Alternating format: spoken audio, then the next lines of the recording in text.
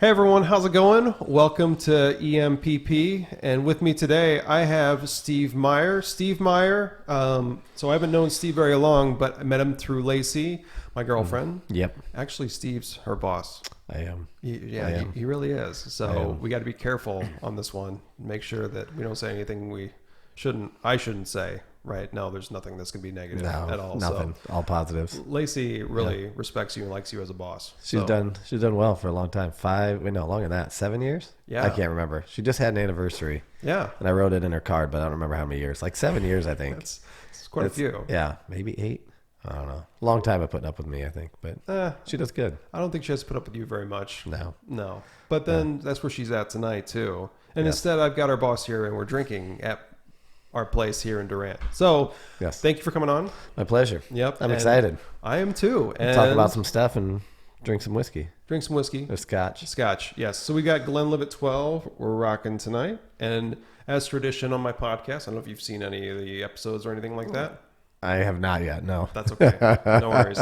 You'll get a feel of what it's like after we get through this. But I'm going to open this up, and I'm going to have Steve just kind of introduce himself, for people that don't know who you are. And, all right. You can do that while I'm opening this up. All right. Steve Meyer. I run a few restaurants in the area. That's how most people know me around here nowadays. I did not grow up in this area. I grew up in central Iowa, but my dad and I are partners in the Maid-Rite of Muscatine and the Junction Grill and Bar in Wilton. And then last year I bought T's Ice Cream. So I'm a marketing grad from the University of Iowa that kind of fell into the restaurant world because of my dad. So that's kind of me in a nutshell. My wife's got a couple businesses that she started recently, so we're kind of a budding entrepreneurial family. I think my daughter may be fast on our heels. She's taking entrepreneurial and international business courses at Iowa State. So cool. We'll see.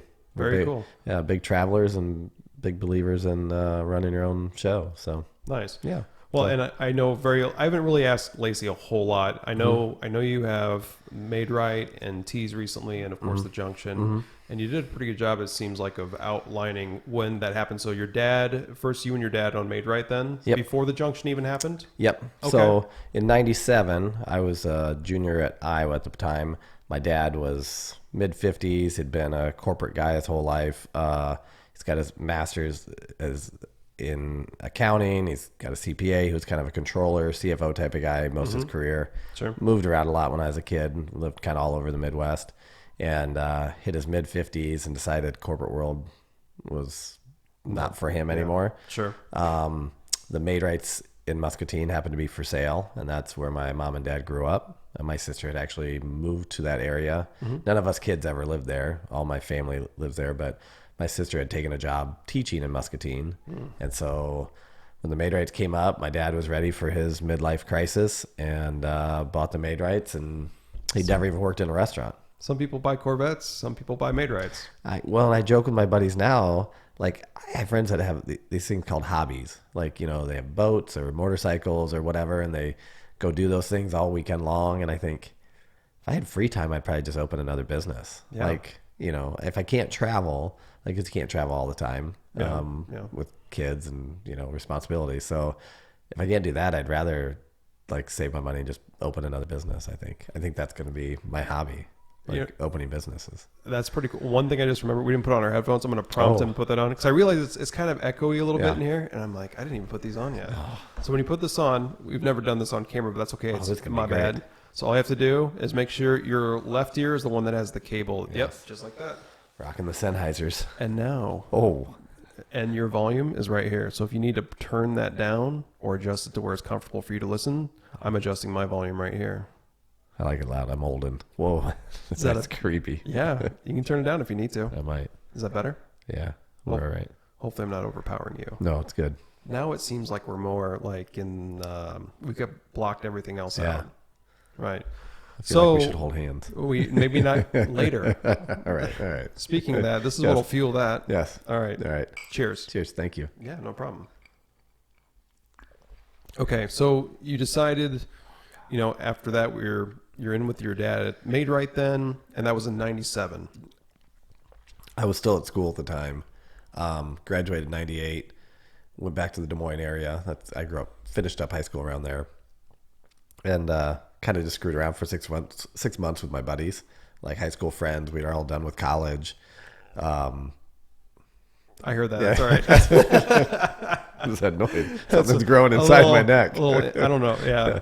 Anyways, I had like student loan money left over. So we just went back to Des Moines and literally just worked temp jobs. I worked at Manpower a couple different times and, just I'd let them put me wherever. And we just had fun. And then I went broke because that's, when you only drink and boat and do things like that and you're making, $9 an hour living in West Des Moines, you don't save any money. So burn through money. And then, so we only signed a 6-month lease. So January 99 came around. I'm behind in bills. I'm like, all right, I'm going to go to Muscatine, help my dad out with this restaurant thing he's doing. And I'd worked there part-time in college when I was in college, but no real aspirations to be a restaurant guy. Degree in marketing, was planning on going into advertising or whatever, maybe Chicago, wherever. But January hits. I have a buddy who was going to move to Denver in February or March. I said, well, I'm going to go back to Muscatine for 6 or 8 weeks, get caught up on my bills, and, recent grad, so I knew everything. So I told him I was going to help my dad, run the store and tell him what to do, even though, Yeah. So I went and did that for a bit. February, March rolls around. My buddy moves out to Denver. I'm like, well, I'm not ready to go yet. Yeah. And next thing you know, we're 20 years later. 20 years later. That's crazy. So what drew you in the most when you were in the Made Right, when you first started with your dad, the Made Right, and you're back there for that 6 to 8 weeks? And then do you remember like a turning point where you really thought, yeah, this would be a lot of fun? No, that like early on, like that was just, maybe I think there's a sense of obligation to kind of help my folks out. Oh, okay. It's, my dad was taking a big risk and all that stuff. And my brother was in the area in the early days as well and helped out for a while, then moved back to Indianola is where we graduated from. And he moved back to that area. He had decided restaurants were in his world, and he's actually much better at it than I am. He's a very good manager, but is he? Yeah. He didn't want to deal with it and went back and did his own thing, which was awesome. And then I think I just was like, well, it's easy. Or not easy from like the job aspect, right? But like, I always think the people that have the guts to like fill out like that resume and go sit in an interview with, I've never done that. So like, to me, that's like guts. Like that takes balls to me. Like to sit there and like try to sell yourself to some CEO. Oh yeah. And be like, oh, I'm a 22-year-old, know nothing, but hire me and I'm going to really help you take your company to the next level. Like, I don't have any experience, but take a chance on me. The nice thing is with your dad, and how old was your dad at the time when you started helping him out? 54, 55. Okay. So right around in there. Yeah. You wanted to help out dad basically and keep things going. Yep. And how long did he have it before you jumped in then? A year and a half probably. Oh, so not very long then. Yeah. So, and he, like I said, he never worked in a restaurant, cash in his retirement to do it.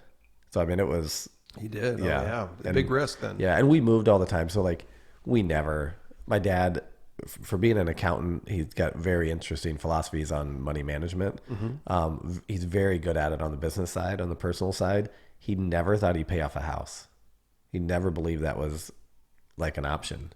His theory was if people are willing to loan you money, why ever use any of your own? That's... If that's the way you look at it, I guess, yeah. There were some philosophies back in the day on the business side of it that is kind of how a lot of businesses operated. Which is true today still, even. Yes. Right? Yeah. Okay. Yeah. So he just never figured he never saw the value in paying off a mortgage. And so, when we moved all the time, like we never had equity. My brother and I were just joking about it the other day. My brother just moved. He was going to flip a house and ended up just moving into the house because they liked it so much. And we were joking about the fact that he and I both have equity in our house. And it's something like my parents never had growing up because they just not what they believed. We moved every 2 or 3 years. That's what I was going to ask. Yeah. Like, how often did you move that you would have to move that quickly? Yeah, I've moved, I think, 25 times in my life. Oh, my God. Yeah. So, and my mom's over 30 times. She moved a lot when she was a little kid, too. Wow. So yeah, I was born in Clarion, Iowa, then went to South Sioux City, Nebraska, then Rockford, Illinois, then Jefferson, Iowa, then Owatonna, Minnesota, then Indianola, man. then Des Moines, then Iowa City, then back to Des Moines, then Muscatine. So, and in each town was usually 2 or 3 houses in each town. Well, does it feel weird now that, I mean, I don't want to say anything about your personal life now, but like if you moved today or you didn't move today or tomorrow and you've been in your house for so long, doesn't that feel weird then? Because you're not moving all the time? I get antsy, yeah. Yeah. We've been in our house 9 years. 9 years. And that's Okay. the longest I've ever lived in one dwelling in my life. Oh, wow. And it's, I've been antsy for a while. I mean, it's comforting because you do get this thing called equity. Equity. Yes, kids. That's a good thing. It is. That is, that's powerful. And it's not even Yeah. just the money side. It's just the leverage that gives you with the banks. You know, the banks are a lot more apt to give you more money to, you know, take these risks and, you know, go buy ice cream stores and things like that when you have some equity sitting there. So It helps, right?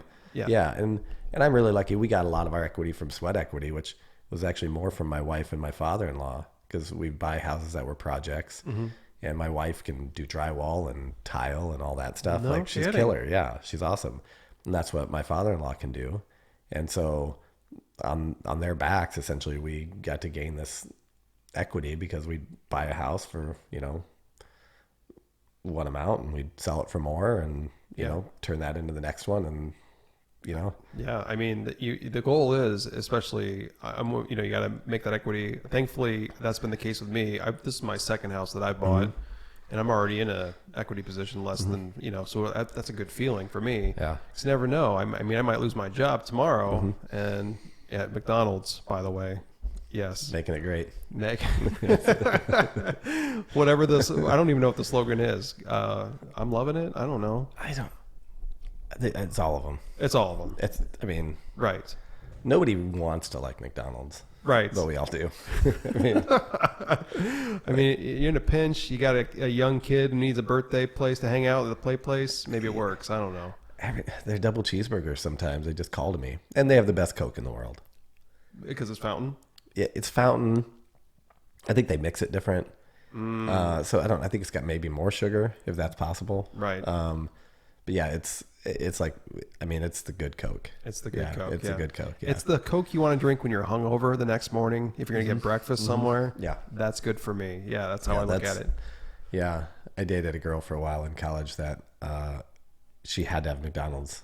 That was her hangover cure. Like a couple double cheeseburgers or something or other. Yeah. It's been mine in the past too. I'm not going to lie. I enjoy it. Little, you know, I don't know. I feel like the McGriddle is a newer thing. They didn't have McGriddles when I was younger. No, me neither. Yeah. No, yeah. No. Hotcakes. Hotcakes, yes. Messy. And that like oval styrofoam plate, right? Yep. Or rectangular. Yeah.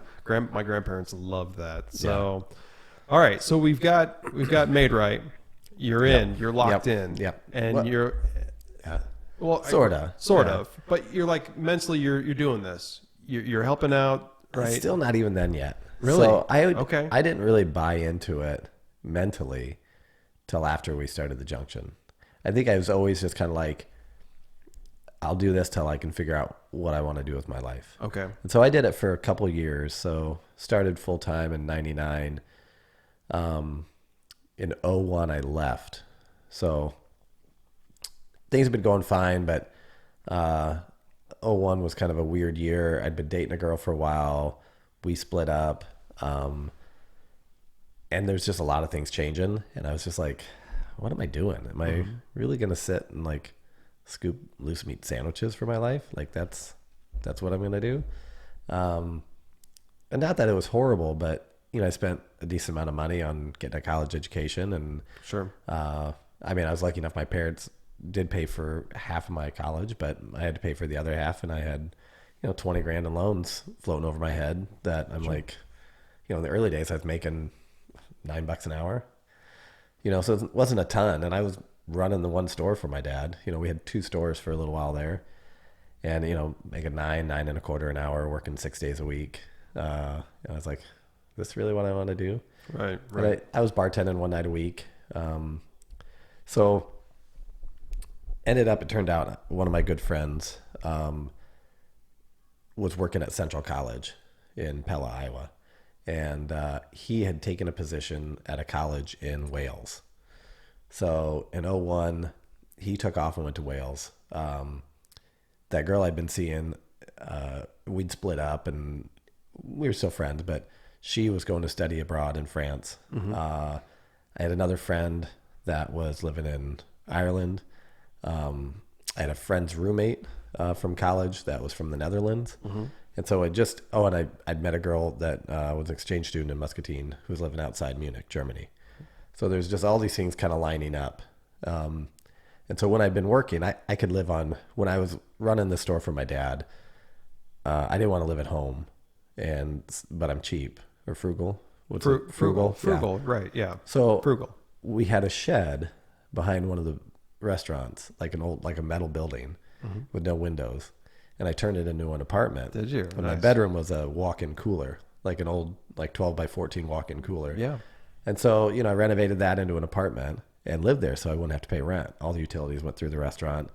Soundproof too. It was soundproof. You could sleep like crazy because there's, no windows. It did have air conditioning, luckily, but it was awesome. It was about 700 square feet. Yeah. So plenty of space for me. And, we walk across the parking lot to work. So, so I was living in there, and so I could live on $400 a month. So you don't really have to make a lot when you can live on $400 a month. My bills, I had a cell phone bill, making the minimum payments on my student loans, which I eventually found out weren't even paying all the interest. I went backwards for a little while. So I just was putting money aside, and I thought, I kind of figured I'd buy a stupid car because, we're car guys. Yep. And I thought, oh, there's going to be a stupid Audi in my future or a couple of them or whatever. I thought, if I was smart, I should have just bought a house. But I thought, maybe I'll buy a stupid car. But as the year unfolded and everybody's kind of plans started looking like overseas, I thought, well, I'd never left the country except for a trip to Tijuana with my parents when we were in San Diego one time. And I thought, maybe I'll go overseas. You hear about people backpacking or doing that Europe trip. Yep. And so I quit. I told my dad, and I gave him, a few months. I said, hey, here's the deal. In September, I'm going to leave, and I'm going to Europe for 90 days. And my parents are awesome. They're just like, okay. They don't question it. They're just like, they just trust that I've got it figured out. And sure. I was 25 at that time when I told them. Turned 26 right before I left, and they're just like, well, you're an adult, figure it out. So, right. So I left, and that was kind of like I'm going to find myself trip. Like, I'm like, oh, is this what I want to do? I need to go travel and explore and blah, blah, blah. So I left and just traveled Europe for 90 days, 17 countries. I mean, it was awesome. But I flew out. One of the interesting parts, I flew out September 15th of 2001. So it was 4 days after 9/11. So say we're close to the anniversary. This almost my anniversary time, isn't it? It is. Yeah. I get antsy to travel this time of year. Fall, I get itchy to travel all the time, every fall. Yeah. Like, it's my favorite time. Travel in September, October is my favorite time to go anywhere. It's like the weather. It's just awesome everywhere. And I think people are ready to hunker down a little bit. Summertime, people are going all over and doing this and that. I'm not a big beach person. I like cozy pubs and bars and and things. I like to be in the mountains and stuff too. But like, people are like in hunker down mode, and they're just kind of ready to sit and talk. And I don't know, there's just something good about fall. Like this right now, sit and talk. Yeah, that's all we're doing. Yeah. So I took off and traveled for a bit, and then when I came back, that's when the junction came about. So like right away when you got back, 90 days. So I came back, December 15th. We did Christmas and all that stuff, and I was dead broke. I'd spent from the trip, right? Oh my gosh, yeah. I'd budgeted like $6,000. How long did that last? I made it like 2 months. Okay. So I spent $9,000, but that included paying all my bills at home. Oh, okay. And all that stuff. And my flight over was like $750. The big expense was my Eurail pass, which was like $1,500. But I could take the train anywhere in Western Europe for 90 days. Unlimited. Unlimited. Oh, that's a good. I mean, that's a good deal, right? For $1,500, it was worth it. You know. What was the exchange rate for euros back then? So this is before the euro. What That's was it my back favorite then? part. Every country was different. Oh, so you had to deal with that everywhere you went. Which I love. Like that is to me that's like I hate the euro because it takes away some of the authenticity of these individual countries. Yeah. You know, and they start to feel like states. Did you keep any of the currency? I've got all of it. Do you? Yeah. I mean, Nice. so I landed in Paris, France, at Charles de Gaulle Airport. And, you know, I'd never left the country, you know, and so I'm a picky eater, which is odd being a restaurant guy. I eat no condiments, like cheeseburgers plain, pepperoni pizza, and peanut butter. Like I eat a lot of peanut butter. So that was my big concern. Like, and all my friends were kind of giving me shit. They're like, how are you going to eat? Right. Like, you know, you can't just, if you're picky. yeah. Like, what are you going to walk into, like, you know, some fancy French restaurant and be like, yeah, give me a grilled cheese sandwich? Like, that's not how it works. So on the flight over, I sat next to a guy who actually was a manager at a McDonald's, you know, and I asked him, I said, and he spoke good English. And I said, how do I order a cheeseburger plain in France? And he's like, natural. Natural. I'm like, all right, cool. So landed at Charles de Gaulle, and I'd never even ridden a subway at this point in my life. You know, I'm pretty green. So I had to figure out how to get the train to the north the north subway station in Paris. Gare du Nord, I believe is what it's called. And I sat there 45 minutes just staring at the subway, like a little chart, you know, showing where all the trains go. And I'd just stare at it, and I'd go down to the tracks and watch the trains come and go, and go back up and stare at it, and then go to the other side. And I was like, all right, I think I know how this works. So I hopped on. And I came out on Saint Germain Street in, you know, the middle of Paris. Yeah. I came up. That's where I wanted to be. Sure. I look across the street. There's a McDonald's. And so I walk in. I order 2 cheeseburgers, natural, pommes frites, and the Coca-Cola. Came out right. And I never looked back. I was like, all right, this will be fine. You got it. Yeah. You know, and I carried a jar of Jif peanut butter with me all the time. Did you? Yeah. Well, eventually I ran out of that jar. Of course. But Yeah. I always carried a jar of peanut butter and a loaf of bread. That's what I ate every day for lunch. Wheat or white? White. White. Yeah. It's a healthy part. An important question for everybody to know: chunky or smooth? Oh, smooth. Well, creamy. Yeah, creamy. Sounds nice. Creamy. It's creamy. Yeah. Yeah. Chunky is. I mean, I don't know. This is borderline Satanism, I think. Yeah, I am a Satanist, so Sorry. it's okay. You don't have to be the same on everything to get along, right? That's true. Yeah. We need people of all kinds, chunky and creamy. So our cupboard in there, we have two different sections split right down the middle of chunky and creamy. Yeah. The boys do creamy. Yeah. Me and Lacey do chunky. Yeah, don't hold it against her. Yeah. You can make fun of her though. If you will. next time you see her. I'm gonna deduct her pay. Chunky peanut butter deduction. I'm really sorry. Yeah. Sorry about that, Lace. My one daughter got chunky a couple times. I'm like, who are you? Give her a little side eye. Like, Yeah. what's going on here? But that's how I saved. That's how I saved when I travel. Peanut butter sandwiches every day. Cheap then, right? Yeah. Or frugal. Frugal. I'm Frugal. fine being cheap. Yeah. Right. Well, in the car business, they say it's not cheaper; it's less expensive. Oh yes. You don't want to take away from what it is, right? Yes, yeah. It's more. The affordable. Chevy Cruze is more affordable. Yes. Never cheaper, more affordable, less expensive. Yes. Yes. So you backpacked for 90 days, and without getting into that whole trip, 'cause I know you said you were able to basically take the train unlimited times and go. Do you remember, if you can give me, without getting into even very many details, your top 3 places you visited when you were out there? So Interlaken, Switzerland was one of my favorites. Interlaken. Interlaken. Okay. Yeah. Oh, Interlaken. Interlaken. They call it like the Tahoe of Europe. So it's at the base of the mountains with a couple big lakes. It's awesome. I was just back there with the kids this summer. Oh, you took your kids. Yeah, That's so cool too. So that was awesome. What else? The Cinque Terre region of Italy. So they call it the Italian Riviera. There's these 5 little villages that are connected. But it's like, if you see like these picturesque like postcards of Italy, of the villages with the different colored houses built into the hillside. That's where that is. There's a few different places, but it's one of them. Okay. So like there's this town called Rio Maggiore, and there was no, this is before cell phones. I mean, there were cell phones, but not, nobody had internet on their phone. Right. So I had a guidebook. And so I showed up and I made 0 reservations on the entire trip.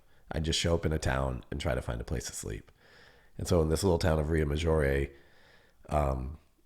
there weren't like hostels or hotels. So people just had rooms. They'd rent you out in their house. So you just get off a train and some guy would see me with my big backpack and say, "Oh, do you need to sleep in my house?" And you'd say, which is a little weird. I do. Yeah. Yeah. I mean, I really do. Please don't kill me. Yeah. Please don't kill me. Yeah. Very trusting. But it was a great little village. There's nothing to do there. Yeah. And I just randomly I'd met somebody early on in the trip, and we were kind of going over our idea of routes, and he's like, "I'm going to be in that area in like 3 weeks." I was like, "All right, let's meet up in this town." And we did, and you did, yeah. hung out and had a few beers, and cool. I found a book in the laundromat from the Cedar Rapids Public Library. All the way over there? Yeah. No kidding. So I had because a lot of times in like laundromats or internet cafes, they'll have like a pile of books, and it's leave a book, take a book type of thing, like a book exchange. That's kind of cool. So yeah, and I don't read much here, but I'd like to read when I traveled because there's a lot of dead time on a train. I took a lot of overnight trains, and so I was like, well, Cedar Rapids, I mean, I have to read it. It wasn't a good book, but I read it. It's like being back home a little bit. Not being back home, but it reminds you of home, right? It was just odd. Yeah. I'm like, coincidence that you would run into that all the way over in Italy, of all places. And in a town, I mean, Rio Maggiore is probably, 1,000 people. I mean, it's small. Like, I remember joking at the time, and it's blown up quite a bit since then. Rick Steves has been writing about it for a long time. He's a big travel writer, blogger guy. He's like early on. But I can't read, so I don't know. You can't. I just read real slow. Real slow. Read like 3 books in 90 days. Yeah. But he's written about it forever, and it's a really quaint area that's gotten a little more touristy. But I remember like I wrote in a journal too, because that's what I did. And and so I remember writing in there. I'm like, man, if I were to ever like get famous and want to disappear where nobody can find me, that's the spot. That's where it'd be at. Yeah, I mean, nobody cared who anybody. They're like, I don't know, sweep your front step. That's all we care about. Like, make sure the front of your house is clean, and that's it. Come drink coffee 4 times a day. That's it. That's all we need you to do in this little town. Yeah. So, well, it's interesting because you talk about these people offering up for you to sleep at their place. Mm-hmm. It reminds me of kind of like an Airbnb thing today. I don't know if you've done any of that before or not. Mm-hmm. I guess, except they charge you, right, to stay in their houses? Yep. So it's like Airbnb, except the people were still there at the house while you're sleeping there too. Yep. Which, that's interesting. So that's 2 though, right? Switzerland, Italy, and then if you give me a third one. Oh, that's hard. I know. I got to ask the tough questions around here. Gosh. Don't worry, I'll be pouring you more in a bit here. Yeah. I'll give you a moment to think about it. I've never been to Europe, so I think it's cool that you've did a tour and things like that of the whole area. Scotland? I just like 4 or 5 years ago. Did for you? The first time? Yeah. How'd that go? I liked it. We just Edinburgh, or Edinburgh, as they say. I think closer to that. But that's a whole nother story. I have that friend of mine that's in Wales. Mm-hmm. We surprised him for his 40th birthday, and 8 of us flew over to Scotland in Edinburgh, and we met him and his wife there, and we had a big surprise party. And I'm an old school rap fan. Okay. Like late 70s, early 80s, like really old school stuff. And the Sugar Hill Gang, which is Rapper's Delight. Okay. So the hip hop, the hippie, the of course. Hop, you don't stop the rockin' to the bang bang boogie step to the wiggy to the boogie bee. So those guys happened to be playing in Edinburgh, Scotland, the night of his 40th birthday. No kidding. Epic. Like you would have thought we were like 6-year-olds that saw boobs for the first time, or whatever. maybe 6 is too young. All right, 14-year-olds that saw boobs. Right. Like, well, yes. Yeah. I mean, we were like, it was unbelievable. Like, we were ecstatic. Like, it's hard to be 40 years old and be ecstatic about anything. And what are the odds? Didn't know that was happening, right? No, my wife, because my wife is a music junkie. She has really good taste in music. I like Neil Diamond and Too Short. It's like my tastes are really odd. All over the place, yeah. She likes normal music and whatever. But she's always looking for concerts wherever we go. She's like, all right, let's just see who's playing. You never know. Sure. Yeah. And she saw that and she sent me a message. She's like, you're not going to believe this. And I saw it and I'm like, oh, sweet Jesus. Like, this is amazing. Like it was epic. And so then not only did we surprise him with showing up there. Yeah. And met him in a bar called Lebowski's, by the way. Lebowski's? Yes. Do you like The Big Lebowski? Great movie, yeah. Classic, yes. Yeah. I forced Lacey to watch that, but we'll save that for another time. So we were staying in a room actually like above Lebowski's, like a couple doors over in a Airbnb. Yeah. And so we met there drinking White Russians, of course. Of course. And then, so not only do we blow him away by shocking him with 8 of us sitting in Scotland when you think he's having a date weekend with his wife. Right, yeah. And then we pop tickets to him that say, oh, also, while we're all here, we're going to go see the Sugar Hill Gang. And, who's the other one? It was like an opening act for him or something. Furious 5. What's the song they had? So, Grandmaster Flash and the Furious 5 did the message. So this is kind of, Grandmaster Flash did a lot of different stuff, but the Furious 5 were like the other part in his crew. They're not even all alive anymore. They're all like 60, you know, so it was kind of mix and match. Like, Sugar Hill Gang, one of their guys had just passed away. Like it's been a few years ago now, but it was like, not even a year before we saw him. I think that was Big Bank Hank. Big Bank Hank. Big Bank Hank. Yes. Yes. Yeah. Anyways. No, that's cool though. So you've been to Scotland though. I've been to Scotland. Yeah, long story short, I've been to Scotland. That's so cool though. And then yes. Was that I'm sure he had a hell of a weekend just being with you guys then catching up. Yeah, it was it was a pretty magical weekend. So yeah, I don't know. It's tough to describe because he's just like it's very surreal and like I don't know like. It seems like fairy tale-ish. Like we're really like the whole time we're just like, how lucky are we that we get to do this stupid shit? Like, fortunate, to be able to go do that, and I talk about it and it very off the cuff sometimes. And, like, oh yeah, we flew over and did that. Now we're really good at finding cheap flights a lot of times too. And all that kind of stuff. And I've spent the last 20 years, I think that's kind of one of the things that really drew me into sticking around in this industry and this business and working for myself was the ability to control my life like that. Sure. And that's kind of what my wife and I really strive for now is I have a friend who does a podcast called Build a Bigger Life. And his whole thing is being an architect for your own life. He calls people life architects. He's like, construct your life how you want to live it, but be purposeful on how you do things. And so he's like, and I think subconsciously I've always done that because I think I'm a very active, lazy person. So I always want to be figuring out ways that I can do the least with the best result. Yeah. And so whether it comes to travel or just work or anything, like how do I maximize efficiency so I can do the least and get the best result? Right. And with travel, it's like, get the best flights for the least amount of money and see the most and spend the least and all that kind of stuff. Yeah. So, I've lucked out and I've found ways to do a lot of that stuff. So. Tell the listeners the best place to go for cheap flights. This is not a sponsored podcast, by the way. No sponsors. So I'm kind of a whore when it comes to sites. I love all of them. Mm-hmm. I get a lot of airfare updates. Like I've signed up, like Airfare Watchdog is one, where you can sign up and it'll email you those routes every day and like whether they've changed or not and if they've gone up or down. And you can set like price points that'll send you a notification if it drops underneath that certain amount. Travel Pirates, they have an app. They're pretty active on social media.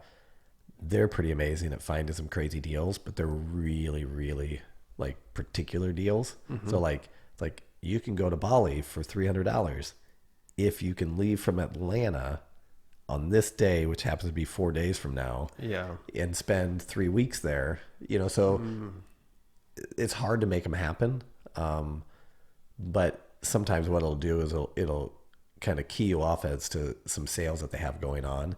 And you may not be able to find that $300 flight. Like, I mean, I I saw flights earlier this year to Barcelona for like $250 round trip, cheap, out of Chicago. So, Jesus. and actually we flew, in March I was in Croatia, and we flew for $250 round trip out of Chicago into Zagreb, Croatia. Per person. Yeah. That's incredible. Yeah. How many kids do you have? 2. Yep. Okay. Yep. So 4 total then. Yeah. Yeah.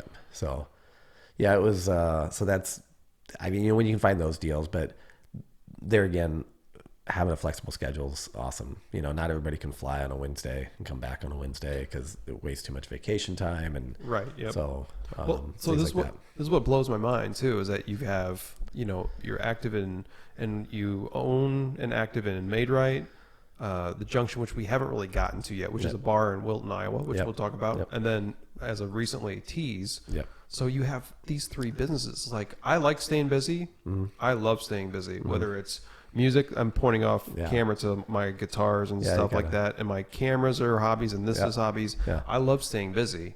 And that's not even including family and, Lacey may take up a little bit of my time, of course. So takes up a lot of your heart. Of course, that too. Of course. And then, and then, smooth. But for you though, it's like you've got these businesses. I mean, you must really have some people you trust in places to help. Like when you go Croatia or, Scotland, right? And you got to have somebody you can trust.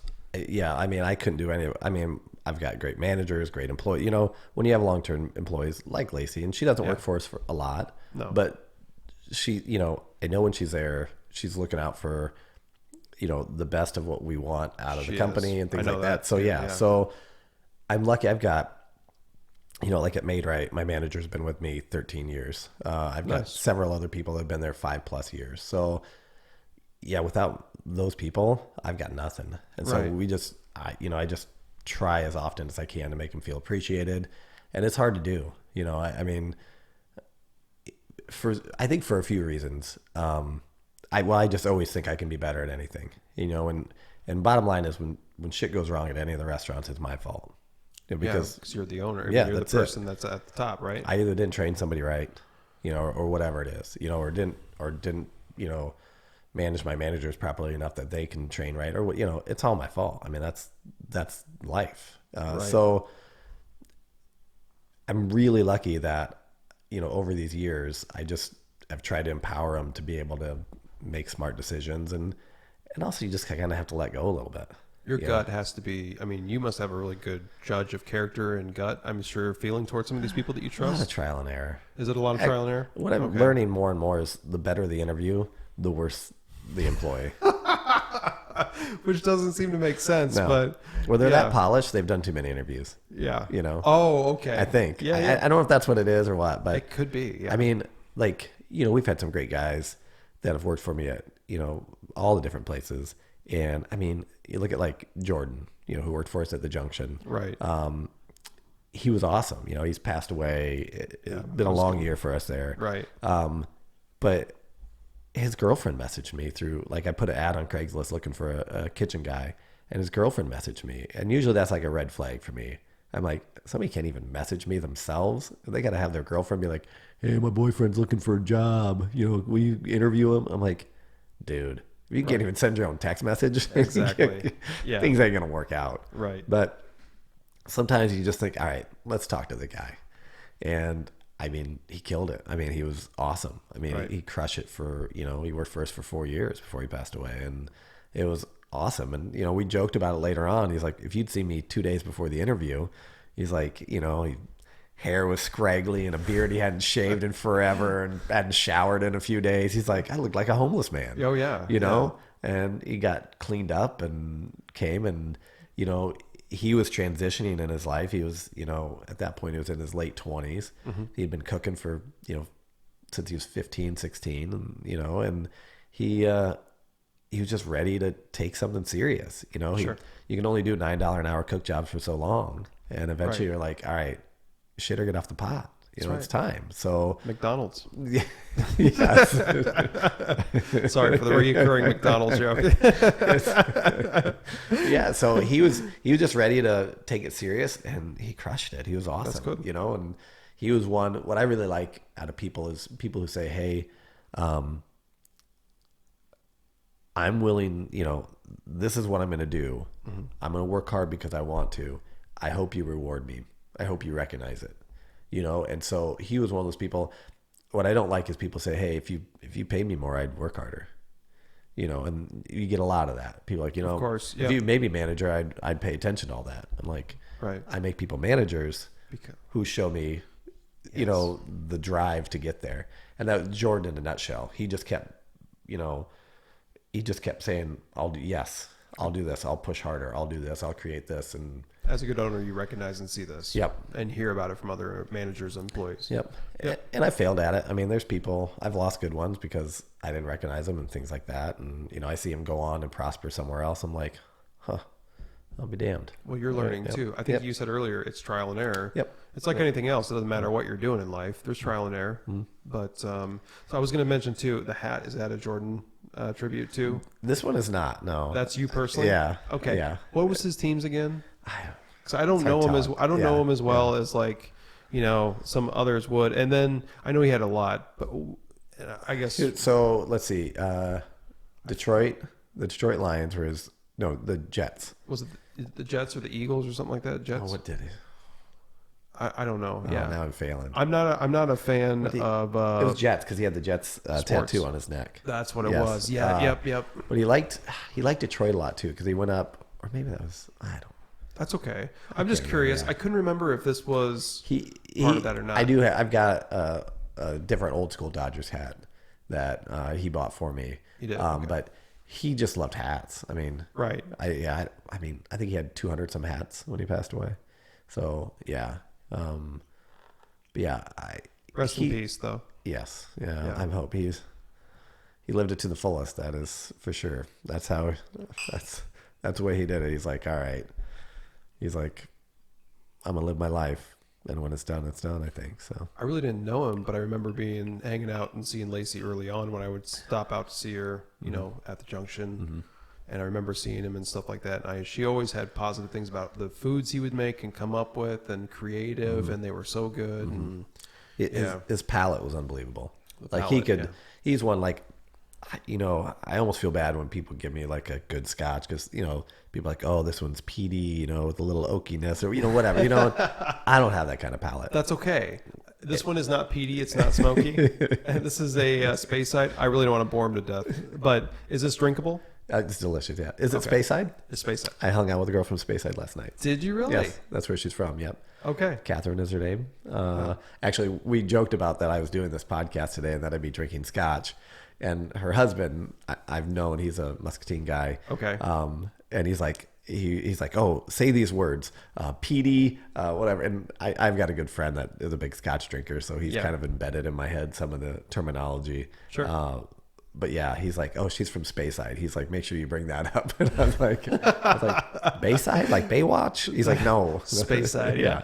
So and not to bore him, because I know you probably heard it from your friends too. Mm-hmm. There's main areas of Scotland, and Speyside is an area that has more of the drinkable, fruity kind of like what we're drinking now. Mm-hmm. And then there's the Isla, which looks like it's pronounced Islay, but it's pronounced Isla. Mm-hmm. That's the smoky, peaty, versions. And then you move into Highlands, which are kind of like this, but a little combination of both. And the bottom line is I'm a big Speyside fan, and I hope you enjoy it because I really enjoy these.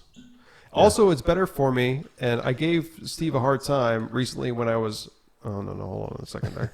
When I was, I don't know when it was, one of the last couple times I was over there, he doesn't stock any scotch, which is fine because it's expensive or it's more expensive, but he keeps a rye around, which I appreciate. So I'll have a nice rye every now and then. Yeah. Templeton. Yeah, I mean, you got to represent Iowa. Yeah, exactly. So, right.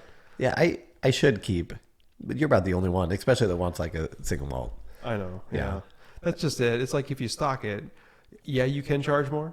Yes, you can. It'll pay for itself, but how long is it going to take? Well, and I think the hard part when you get into like, especially scotches, like you said, there's Speyside and the Islas and all and people are specific. They are, and so they're snobs. That's what they're very specific. Yes, you like me. you have less expensive. I have specific. My customers are very specific. You know, none of them are bad people. Some are just very specific as to what they want. You know what? Yeah. And it doesn't matter if you like Scotch or Bush lattes or we got to talk about one thing that Lacey brought up to me. Yes. The man drink. The man drink. It's delicious. Can you explain what the man drink is? Well, I know I may come across super manly on this podcast as I drink my scotch. I did not put my pinky out yet. Yep, you got to put your pinky out. Why not? With a splash of a lisp here. No, you're fine. But I drink girly drinks most times. Like, I'm pretty happy drinking wine coolers. Like, in my dream world, when I tailgate, it's like Bartles and James. Yeah. Or like, they don't make Purple Passion right now. They did a couple years ago. Okay. But rocking Purple Passion, that's just how I roll. When I go on vacation, you can ask my kids, my wife, you bring me the drink that has the most fruit and umbrellas. If it says mango, I'm in. You're in. I'm in. I fucking love mango. I don't know why, but I do. Like, mango. I want it all. Like, so that's what kind of makes me giggle and laugh. And overall, like, maybe I'm old. I just drank too much. It takes a lot to get me excited about any alcohol. Sure. So running a bar, we've got the happy hour guys. Yep. They're all these retired guys. Of course. They're drinking their Miller Lights and Bud Lights and Busch Lights and, whatever's cheapest and easiest. And that's great. I no problem with that. Mm-hmm. But they sometimes maybe don't understand people like me who would want to drink, I don't know, a wine cooler or a Mike's Hard Lemonade or, whatever it is. So, because they may judge you, but they shouldn't, though.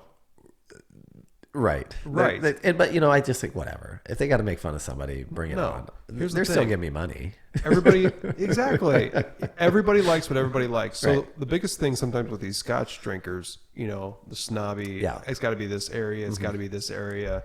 And you can't put ice cubes in it. I'm like, whatever you enjoy. It doesn't matter which way you want to drink your Scotch. Right. As long as you like it. Yeah. It's all that matters. How you drink your Scotch is your business. It is. There's no wrong way to drink Scotch. No. Or share it with friends. That's a cheers right there. We got to cheers to that. There's no absolutely. Wrong way, yes. And to wine coolers, do they make a lot of wine coolers anymore? Not a lot. Bartles James is still out there for now. I don't know. I hear rumors they're shutting down, but I don't know. The guys you remember the commercials? A long time ago? Yeah. Is that like 90s commercials? Yeah. Probably, maybe even 80s. 80s? Yeah, that's when they were real hot. It's like, and Seagram's did some Seagram's Sun Country wine coolers. Okay, I'm listening. So they used to do 2-liter bottles of it. And like I had a friend in high school, that's what she would drink is a 2-liter bottle of either like Sun Country wine cooler or Purple Passion. You know what Purple Passion is? It sounds familiar, but unless I... So it's like a purple wine cooler thing. But it was deep dog. You look it up? Yeah. It was made... It had the Everclear label on it because it had some Everclear in it. Now, it was purely marketing, which maybe that's why I love it. Because it's like, oh, it's Everclear. And people are like, yes, Everclear, which I've never drank. You haven't? No. I'm an idiot a lot of other times. I don't need to go to that next level and put the Everclear in. You've never had apple pie before? I've had people that make it, so maybe I've had it without knowing it, but but never more than like a sip of it. But I knew people they'd make jungle juice or whatever with it, and jungle juice, and they'd make it. Yeah, wine cooler. There you go. There we go. Yeah, so they make it, and they would. Oh yeah, there it is. See, Everclear right in the middle. I'm losing my cast up on the TV, which is kind of disappointing. I can't be interviewed in these type of conditions. It's for some reason my Chromecast is wigging out on me a little bit. Okay, so I'll still pull. Yeah, I can see it. I'll still pull it up over here. Yeah. Sorry about that. I don't know why it's not working anymore. Okay, so Purple Passion. Is your house? No. Scottsdale, Arizona. That is not Durant, that's for sure. If you look at that, there is no way that is Durant, sir. I'm gonna record this dude in the bottom corner. I'll put like what we're looking at so people can see it on the YouTube video. Oh, look at I'm severely unprepared. Look at the two. Yeah, you can see the 2-liter bottle over on the left. I think that's a 2-liter bottle. Down here? No, in the middle. Oh my God, it is. Oh my God. So let's go ahead and zoom in on that. Purple Passion. I mean, it's not that much bigger of a picture here, but let's see if we can. No, forum. We got some forum here. Some guy's probably making fun of Purple Passion. Look at the Confederate flag. Yeah, that guy. Let's go ahead and back out of that. He got one. an eye patch. He did. He really did. Oh, Mad Dog. So anyway, so what dominates today? So is it White Claws? Is what the new thing is? Is that and what I'll it drink is? that too. Will you? Yeah, Okay. yeah. No laws when you're white clawing. Isn't that what they say? But I like how you ask. Like I know. I really don't know, but I'll take your word for it. they're hot right now because They are with the seltzer, and apparently it's healthier for you. Which is why I drink this. Yes. Did you know the health facts? I'm gonna bore them Yes. again. All right. So, carbs and sugars, no. It's a barley-based product. Yes. So it's like a really alcoholic Busch Light is what it is, with a lot more taste. That's the wrong way to put that, but that's why I drink this too. It doesn't have a more unique taste. It doesn't have the carbs. It doesn't have all that extra stuff that That's part of the reason. Because you're a health nut. I've lost a little bit of weight. Have you? I have. From switching to this? This is part of the equation. It really is. Is it? I ended up losing 60 pounds over a course of about a year. In between, so I started before I met Lacey, and then at the end of last year, by the end of the year, I lost 60 pounds total. That's a lot. And no beer anymore, no IPAs, no all those great beers that I love to sample, microbrews and things like that. And I just went to Scotch and dropped sugars out and my diet and sugars? Almost all sugars. Very little carbs, no red meat barely anymore. Yeah, it was crazy. I'm not, what do I care about my man drink? But yeah, this was part of that equation hard. though. It was tough. That's hard. Yeah. Have you always been kind of built like this though? Yeah, really tough and like a bodybuilder. Yeah, seriously. Well, wait, people can see this. Never mind. They can. Well, I mean, they can see it, but you're very fit though. I've been a scrawny fucker my whole life. Yeah. Okay. Yeah. All right. Yeah. I graduated high school at 5'6" and 130 pounds. Oh wow. On my moped license when I was 14. Yeah. 4'11", 80 pounds at 14 years old. Yeah. Munchkin. That's all right though. What do I do? What do you do? I couldn't, No. So it was luckily for me in my high school class, there were two kids smaller than me. So I wasn't the complete runt. But I've always been a talker and made friends with everybody. So I don't feel it ever really negatively affected me. I didn't have a strong football career, obviously, because in middle. But you did play football though. Up until 8th grade. Yeah. And then they switched in 9th grade. So in 8th grade, they still had lightweight and heavyweight division. I didn't even know about this. In our school, they did, luckily, so that people like me didn't get hurt. And then when they went away from that, must have been 9th grade then. Yeah. Because my junior high was 7th, 8th, and 9th, and the high school was 10, 11, 12. So it's not that way anymore, but that's how it was then. It's not. Yeah, that was the end of my career when I was going to have to play with the big boys. I get hit pretty hard for a little guy, but I would have hurt myself if I had to play with somebody. I had a friend who was 100 pounds heavier than me. He was a foot taller and 100 pounds heavier. He was 2 days older than me. Well, he still is 2 days older than me. And he's still my friend. That's good. Yeah. But so you've always been into sports your whole life then, basically? Which is funny. Like, people around here don't look at me as like a sporty guy. But I played sports up until my junior year. I played basketball in my junior year. But there again, I wasn't overly good at it. Yeah. But you enjoyed doing it. I enjoyed doing it. I one skill I actually had that I could brag about was my vertical leap. I could jump really well. But that was it. Like I couldn't, since I was little, you're the point guard. Right. And I couldn't dribble so strong. Yeah. And I wasn't a very good shooter. But you're a good passer? Yeah. Assist? No. About track then and things like that? I wasn't fast enough for that. I did high jump, but I would be what you would call a late bloomer. And so high jump went really well until I was like freshman, sophomore. When everybody else, when everyone's jumping their height at like 4'8" or 4'11" or 5 foot, and we can all jump, our own height plus a few inches, that was great. Right. But then when everybody else got their growth spurt and now they're all 6 foot and still jumping 6'3", and I'm still 5 foot jumping 5'3", It doesn't work anymore. So Right. you go from first place at every track meet or first or yeah. second to not really bothering to go out anymore. So, Right, yeah. you know, but I had like a 36 or 38 inch vertical leap. I mean, it was pretty good. It's pretty good. Yeah. Yeah. Yeah. So, I could, when I was my senior year at 5'6", I could dunk a volleyball on a regulation hoop. So that's pretty good. impressive. That's Yeah. pretty impressive. Yeah. I don't know enough about sports, but I know that's impressive. It is, yeah. I Yes. mean, I can't probably jump a foot off the ground now, but that was my only skill, and it's not a very useful skill. Right. Like there's not like a award ceremony for shortest guy. Muggsy Bogues would have beat me, which you probably do. You know him? I do. Okay, Yeah. yeah. So yeah. when I was younger, I'm not into sports now because music dominates my life for Yeah. like hobbies, and this does. But when I was younger, I was into basketball, of course, Jordan era stuff. Yep. 90s and Muggsy Bogues on Yep. Charlotte Hornets. Yep. Yeah. Yep. Good call. So, Charlotte Hornets. Yeah, I remember all that. Like, it was yesterday, but there was after the Jordan left the second time, I just completely gave up on it. And that included everything else going around it too. Later on, I had a short stint watching the Phoenix Suns with Steve Nash, Amari Stoudemire, and who else was on that team back then that I really liked? Sean Marion. They were a good trio. Never quite made it to a championship. But anyway, so Muggsy Bogues, wasn't he in like a slam dunk competition? Or Yeah, something and he was that? like 5'6" or 5'3". Yeah. I mean, that guy. But he yeah. could jump though. Oh, like I think he had like a 48-inch vertical leap.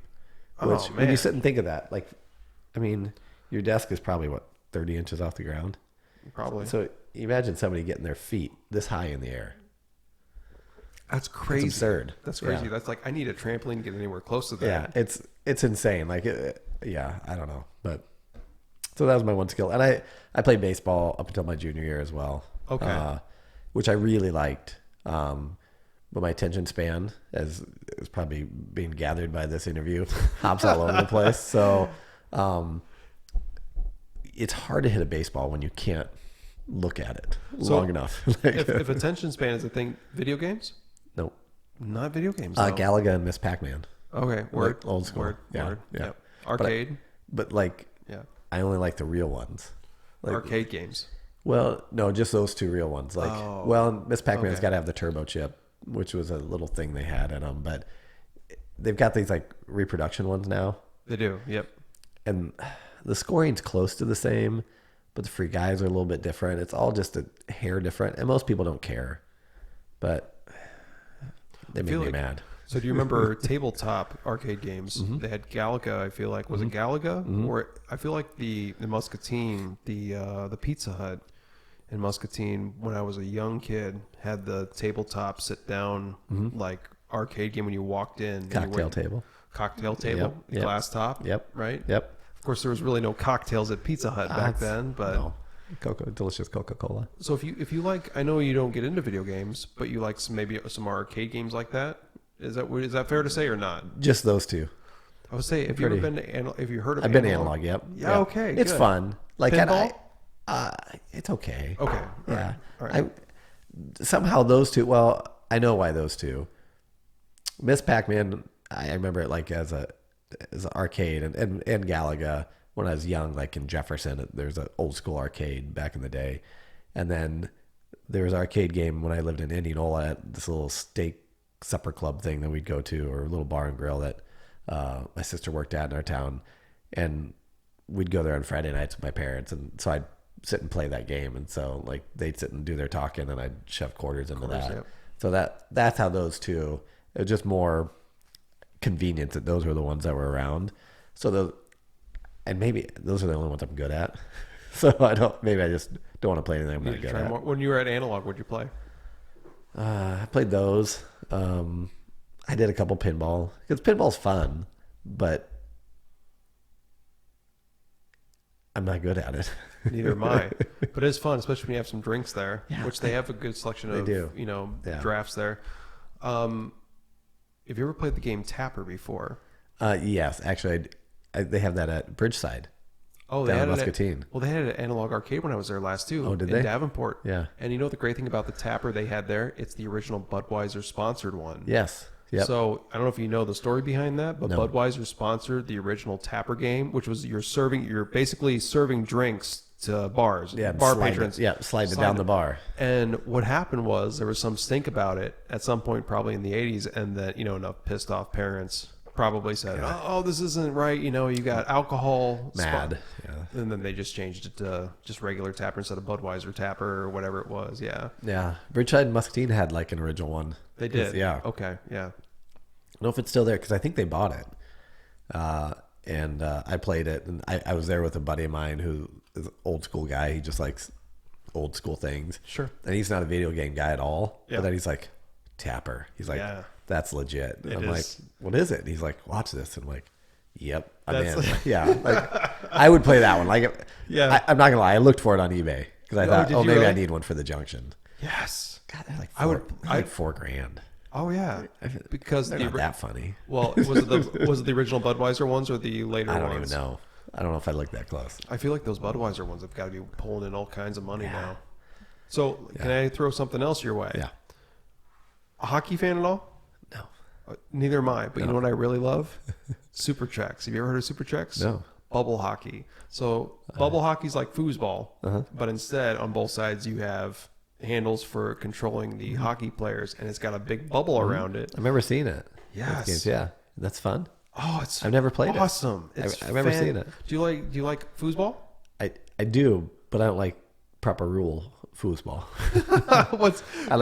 I like spin foosball. Yes. I mean, that's more fun. You just, right, exactly, right. Yeah, Everybody's having fun. And then that's part of the fun where it just goes out of control. So, Yeah. Super Checks is by far, and I feel like I'm going to go ahead and pull this.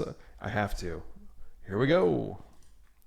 So, Super Checks is, I felt like someday when I progress my next house, and this doesn't have a basement, so the next house that has a basement, I want to have like a game room and stuff. And Oh yeah, look at it. oh yeah. And that just makes you feel happy about life. Oh yeah, Super Checks. But Super Checks is like foosball, like I said. But I'm not even a hockey fan. But it is the most fun I've ever had with a friend. On the other side, and just shit talking, drinking. Yeah. 'Cause they had little cup holders on the corners, and Yeah. I like hockey is one of those things like they don't need me. Like they don't. they don't need me. They got enough fans. Not even that. No? They're just. I think hockey players are some of the most real people out there. Like, you don't get the prima donna of a lot of the other athletes, and They're real. they're just real. They're like, I don't know, kick me in the balls, that's fine. Missing teeth. Yeah, let's fight it out. Yep. And move on. We'll hug later. And I'm not a fighter at all. Like, I mean, Either. you don't grow up at being 4'8" or whatever. You don't grow up being a little guy. You got to be able to talk and run fast. That's what you have to be able to do. You either got to be able to talk your way out of it or run away. Yeah. Yep. So I'm not a fighter, but I just like they could just punch each other and then be over it. Like there's just something good about saying, all right, we got this problem. Yeah. Let's just get it over with. And then you get a little timeout to cool off and think about it, and then you're ready to go again. And whether I'm the same way with arguments, and and I think a lot of times I'll generalize a little bit, but like guys in general can do that a little bit more. You can have it out with one of your buddies, and I've had some, screaming matches with some friends of mine. Have you? Yeah. We're like, I can't see that with you though. Oh, you're drunk and you've been, you've been out for 14 hours or whatever. And is that what like Joey Kramer would say, bar arguing? Is that what that would be? Maybe a little bit further than bar arguing, I would say is like the guys that just want to sit at the bar and argue over anything. Sure. There's just some people that, they're at the bar because they're never right at home. Oh. And they want to go to the bar argue to tell people how wrong they are. Yeah. And pass it along, pass the buck. Be like, I get yelled at my house. I'm going to come here and tell you how you're wrong or, whatever. And they just want to argue about it. Yeah. But I have friends and we just, you butt heads when you're friends and, it happens. So, but you can do that. And like my good friend, we were in Portugal. We drank way too much, and as you should in Portugal. Yeah, and so we'd had a disagreement. He didn't like. I'd ordered some food. That was I ordered swordfish. which is way outside my comfort zone. What, he didn't like that? He was fine with that, but I returned it. Yeah. Or I didn't return it. I just said, you know what? I don't like it. Just bring me a pizza margarita. And he was like, well, that's like a very American thing to do. You know, and he'd been living over there for a little bit. Whoa. You know, and I was like, I'm not like, I wasn't rude about it. I just said, hey, you know, I didn't say, oh, your swordfish is horrible. Bring me a cheese pizza. You know, I was just like, oh, this is interesting, but I think I want a pizza too. You know, whatever. Yep. But, you know, we'd had enough to drink. That offended him for whatever reason. And then I was like, you know, we just had it. We just started yelling at each other. And then we both essentially told each other to F off and then went our separate ways. But neither one of us knew how to get home. So you're just awkwardly standing there? Well, we walked separate ways. Right. And we both tried to go home. But we'd had enough to drink. And we were in a town called Albufeira, Portugal, down in the Algarve. Yep. We hadn't been in this neighborhood before. Yeah. And we had no idea how to get home. No idea. So what'd you do? So this was 2 a.m-ish when we got in this fight. You know, so we'd been drinking 14 hours probably. Pretty easy. Yeah. So it was a long day. Walked around and I kept walking in the same circles. I couldn't figure out how to get home. I just sat down on a curb. I said, I'll just wait till morning and I sober up. I'll just sit on this curb until the sun comes up and I'm sober. Yeah. And I'll figure out how to get home, I guess. So I was just sitting on a curb. I sat there for a while and my buddy had gone another direction. And I was like, well, good riddance, you know, whatever. I'm sure, and we knew we'd make up, but so sit there for a while and all of a sudden I hear somebody walking down the street and I hear this, hey, Meyer. Like, he's back. I was like, how do we get home? He's like, I have no idea. He's like, I got a map and I still can't figure out how to get home. He's like, I kept walking. There's no lights anywhere. He's like, I looked at a sign and it said Albufeira that way. He's like, I think I walked all the way out of town. And he had a map in his hand. Right. But he was too drunk to understand. Yeah, we couldn't figure it out. Right. Yeah. So then together we looked at the map and we figured out how to get home and got back to our little apartment we were renting and went to sleep. And the next day we went back to the same neighborhood and we kind of tried to revisit what happened. And we were in a bar that night. You know, people always joke that in Europe there's BO or whatever. And I haven't really had that experience that... Body odor? Yeah, that people don't put on deodorant as much. Oh, okay. I've never really had that experience. It's kind of one of those stereotypes of Europeans, and I've never really had that. But this bar was very stereotypical in that. Like, you could barely stand to be in there. It smelled like BO so bad. But anyway, so we went back and just kind of revisited the night because it was all a little gray, you know, as to what went down. And then, what's weird there is you can only get a taxi from a taxi stand. You can't, like, hail a taxi. You have to wait? You have to go to where they've got a parking area, and you have to go to their parking area, like, to get a taxi. Like a bus stop almost? Essentially, yeah. Yeah. So we didn't know that. So, like, the whole walk home the night before, we keep waving at taxis, and they drive right by, and we're like, they hate us, you know? We're like, whatever, you know, just idiots. And so... Drunk idiots, right? Yeah, you know, I'm wearing, like, $10 Gap sandals. He's got on Walmart Birkenstocks. Yes. You know, and we get home and his feet are bleeding. Because, I mean, we walked... How far? So, next day we go back. We get a cab. We're like, all right, how far is from here to where we're going? Yeah. It's like 4.5 kilometers. Yeah. So, it's a couple miles. And how was that? Is that... Goddamn metric system? Yeah, I don't know. But we figured out, like, we'd had to walk a couple miles after we'd wandered around for a couple hours. Sure. So... Yeah, his feet were bleeding. I kept those sandals till probably just a few years ago. Really? Because they were just like, they were my travel sandals. Oh, okay. And they finally fell apart, but they were my good luck sandals. I've got some important questions I want to ask. All right. The first thing I want to do, though, I'm going to take a quick break to get more ice. Oh, yeah. And actually, for you too. Yeah. And I'm going to use the restroom. So that'll be a good time. Can I ask you a question really quick? Yeah. I'm going to have you talk to the camera. Oh. Say whatever you want. Oh. Take one more sip, and I'm going to go put another in there for you, okay? I'm Steve. I like long walks on the beach. Oh, wait. You can take this? Take one more sip, and I'm going to get you more ice. It will take me just a moment. All right. All right. I'll be here. I'll be here singing.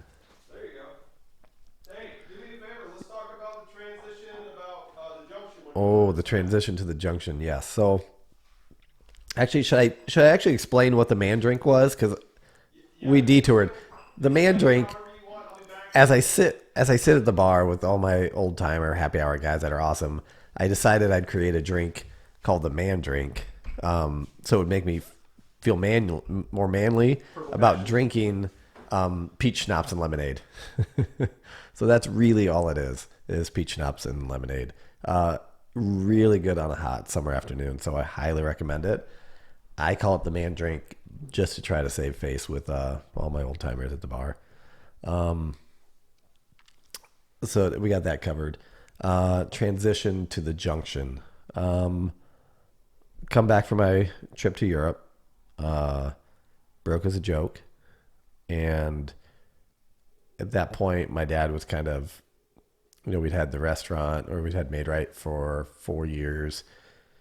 My dad, for whatever reason, was wanting to do something else. And my aunt had been running where the Junction is now. She'd been running it as a bar and grill for a while called the Ribeye. It had been the Ribeye for many years. She ran it for the last 4 years. She'd been trying to sell it for probably a year and a half. And so it was available. And so my dad and I decided to try a bar and grill. He hit me up. He asked if I'd run the bar side and he'd handle the food side. And next thing you know, we have the Junction, which was 17 years ago.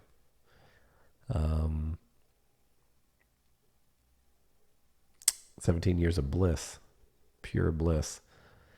It's actually been a labor of love for us. We had no idea what we were doing early on. After about year 5, my dad kind of said, all right, you figure this out. A bar and grill is so much more different than, running a Made Right or anything like that. So you missed out on all the good details. Did I? I just said how we started the Junction. Damn it. Well, I might ask for the quick run through. No, only the listeners get to know that. I'm gonna have to watch my own podcast. So you explained how you made the transition into the Junction. Then I came back from Europe, and my dad wanted to. He was antsy to do something else, so my aunt had what was called the Ribeye at the time, and she'd been trying to sell it, and it's now the Junction. So it used to be called the Ribeye. It was for years. It was turned into so the Junction used to be called Langy's Garage. Okay. So it was an old automotive shop years ago. They sold Hudsons there back in the 40s and 50s. Okay. So like that upper area that we used as a party area. Yep. That's where the salesman sat, and that floor is so beefy because they actually had ramps, and they put like their one show car up there. Oh. So yeah. So the ramp was on where the goes to the bar. Yep. Right. The steps are there. And so they had pits down, like where the bar is. They had pits down there. That's where they'd work on the cars. So where the restrooms are, you drive in there. That was the overhead door, and you drive in there. And the guy, his name was what they call him. His name was Bob Langy, but I think they called him Coon Langy or something like that. That sounds familiar, though. Yeah. So he was around forever, and he was one of those guys. The place was piled full of parts, but you'd walk in and be like, "Yeah, I need a generator for a '52 Ford," and he'd be like, "Yep," and he'd know exactly where it was. Nobody else could find anything in there, but he knew where everything was. So in the mid 70s, like I think 78, maybe so late 70s, the building sold, and some people bought it and turned it into the Ribeye. And so it was like a supper club type of thing for years.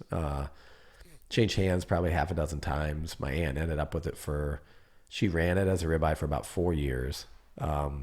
She was diagnosed with colon cancer, and she was already retired. And so she's like, this was kind of a hobby job for her, kind of a retirement job, just something fun she always wanted to do. Well, she didn't want to do that and fight cancer. So she sold it off to a guy who ran it as La Margarita, as a Mexican restaurant, for about a year and a half. Sold on a contract to him. That did not work out. They got the contract back. They tried to rent it out to somebody else. That lasted like 2 months, long enough for them to tear out a lot of the bar and stuff like that. And they ran out of money. And then it sat empty for about 6 months. And that's kind of when my dad and I got involved. And so I'd come back from Europe, and they were trying to sell it. And my dad's like, "You want to open a bar and grill?" I was like, "I guess." So I came back from that trip still not knowing what I wanted to do. Yeah. But your dad believed in you enough. He's like, "You came back, son. Come on, let's do this here." I think, he's smart. I think, I wouldn't doubt that was kind of a way to try to hook me in a little bit. Okay. To plant you, seed you were there. A little bit, yeah. You're not leaving me again? Yeah, maybe. Yeah. I don't know. I'm not sure he'd ever know that either, but the mind works in crazy ways sometimes, and I think he just likes a challenge. So he traveled for work. So he worked for McGladrey Pullen for a while when he was young, and did consulting work all over the Midwest, and so he liked a good like bar and grill. So like, you ever been to a Ground Round? Mm-mm. So there's quite a few locations at one point. It's not a big chain anymore, but it was like one of the original places where you throw your peanuts on the ground. Like Texas Roadhouse does? Yeah, it was like, like they were the predecessor to like Texas Roadhouse, but they weren't so like steakhousey. But it was kind of like an Applebee's Texas Roadhouse combination. Mm-hmm. But very much the bar was on one side. And so they had a bar with seating over there, and they had a dining room on another side. Kind of like you've got there. Yes. So we designed it after like a Ground Round, because it was my dad's favorite type of place to go to. Very cool. And he liked to go to the bar side because he was, always traveling alone.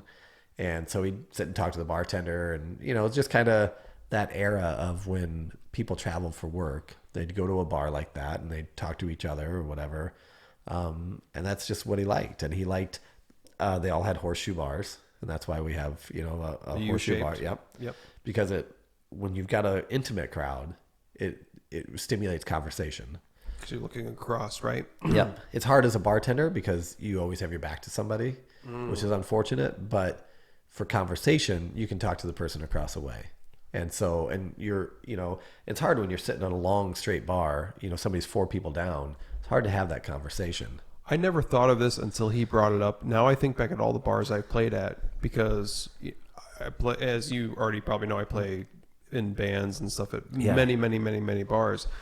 I'm never going to go into a bar again and not think about what he just said, because that's the design. Yep. The U shape. Yep. And then you're right. The ones that are just long stretch, I mean, they're more efficient. Like a long straight one like that is more efficient to put out product.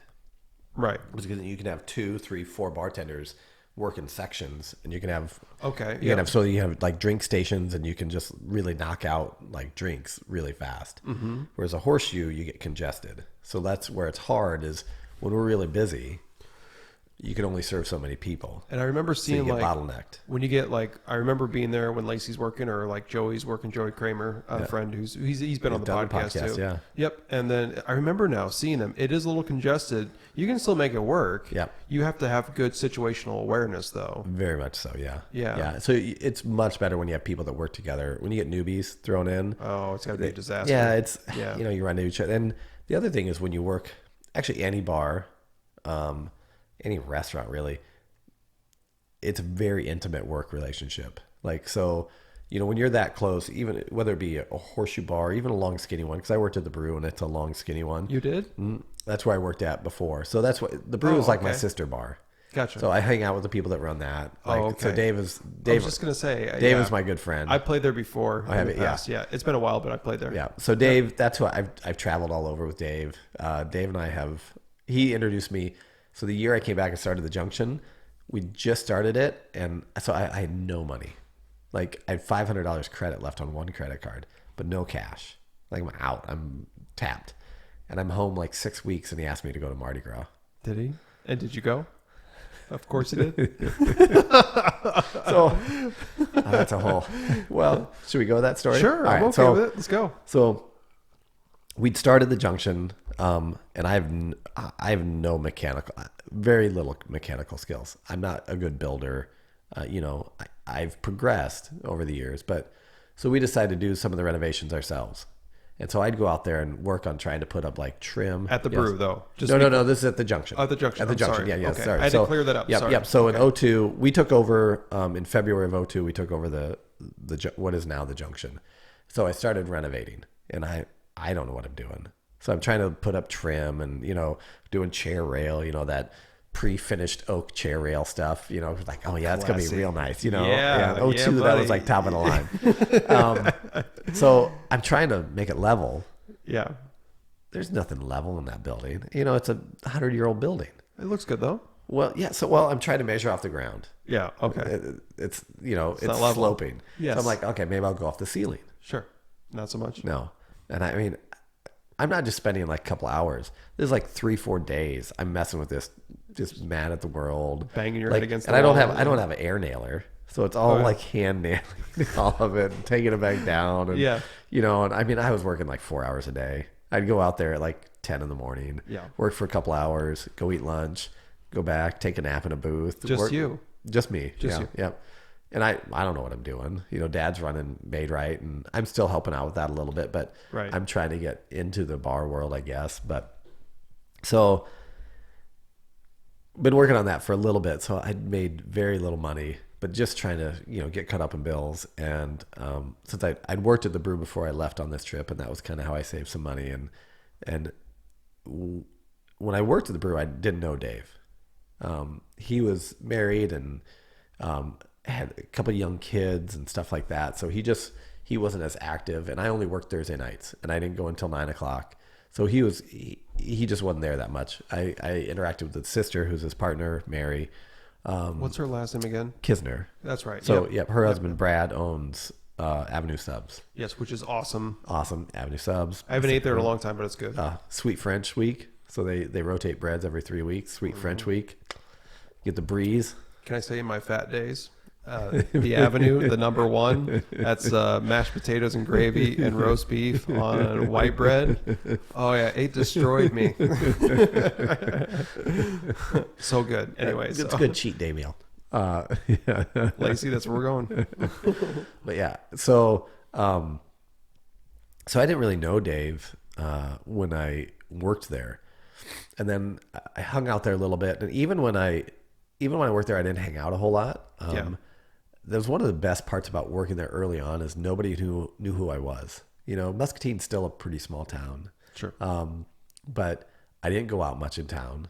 I had spiky blonde hair, like, every Eminem wannabe. I wish I had pictures of that. That's what I wish I had. Yeah. I should have brought that was my passport photo. I look like a wannabe, like Justin Timberlake. Did you really? JT, though. I mean, he's the man. Oh, this is ridiculous. Who didn't want to be JT back then? But it was more Eminem days more than Justin Timberlake. Okay, yeah. It was ridiculous. Rap. Because you were big into rap, right? Yeah. So, but my initials are SLM.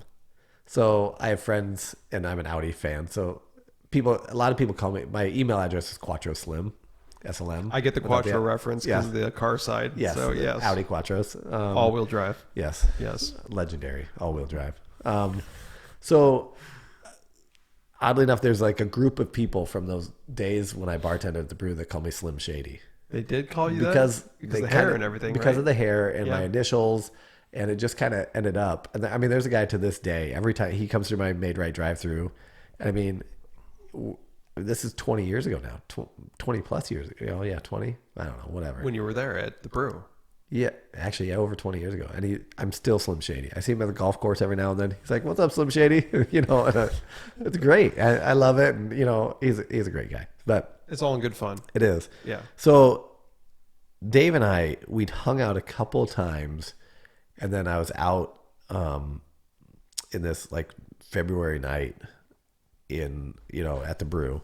It was a Thursday night, and out having a few drinks, and it was like first or second time we'd actually really hung out. We knew who each other was. My sister had worked at the brew as well, and so we knew who each other was or were. It's okay. It's the Scotch drinking. It's okay. It's Islay. I love Remember, this is technically a Speyside. Oh yeah, Yes. Bayside, Baywatch. Speyside. So Dave and I hung out a couple times, and we're hanging out that Thursday night, and he's like, "Hey." And I'd gotten back from Europe, and I was telling those stories and all that stuff. So, it's fun stories. And Dave had then been divorced. Oh, so he's kind of, and he'd gotten married early. He is, I think, 52, 53, and he's got, he started having kids early 20s. So he kind of didn't have that crazy period in his early 20s like I got to have. So when he got divorced, he was just like, all right, let's see the world. Let's do this. So. And he'd been to Mardi Gras before he was married, and then didn't go while he was married. And so he'd been the year before with a group of people, which was the first year since he'd been divorced. And then it just happened to be out, and they're like, "Hey, we're heading to New Orleans tomorrow morning." He's like, "You want to go?" I'm like, was like, I don't have any money. So when you had $500 on your credit card, right? And that was it. Like, that was it. Literally, I mean, maybe $100 in my checking account, maybe, which was owed to somebody. But, so I was like, oh, I don't know. This is, 11 o'clock at night. He's like, we're leaving at 8 in the morning. I was like, oh, I got to work. I got to do this. Blah, blah, blah. So and you did I was like, I don't know. I was like, call me in the morning.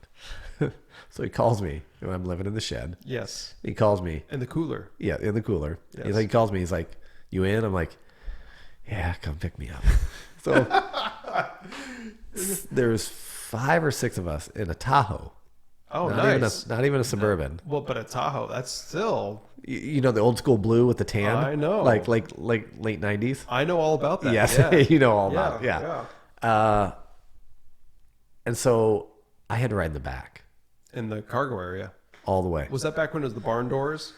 Or at the flip-down tailgate?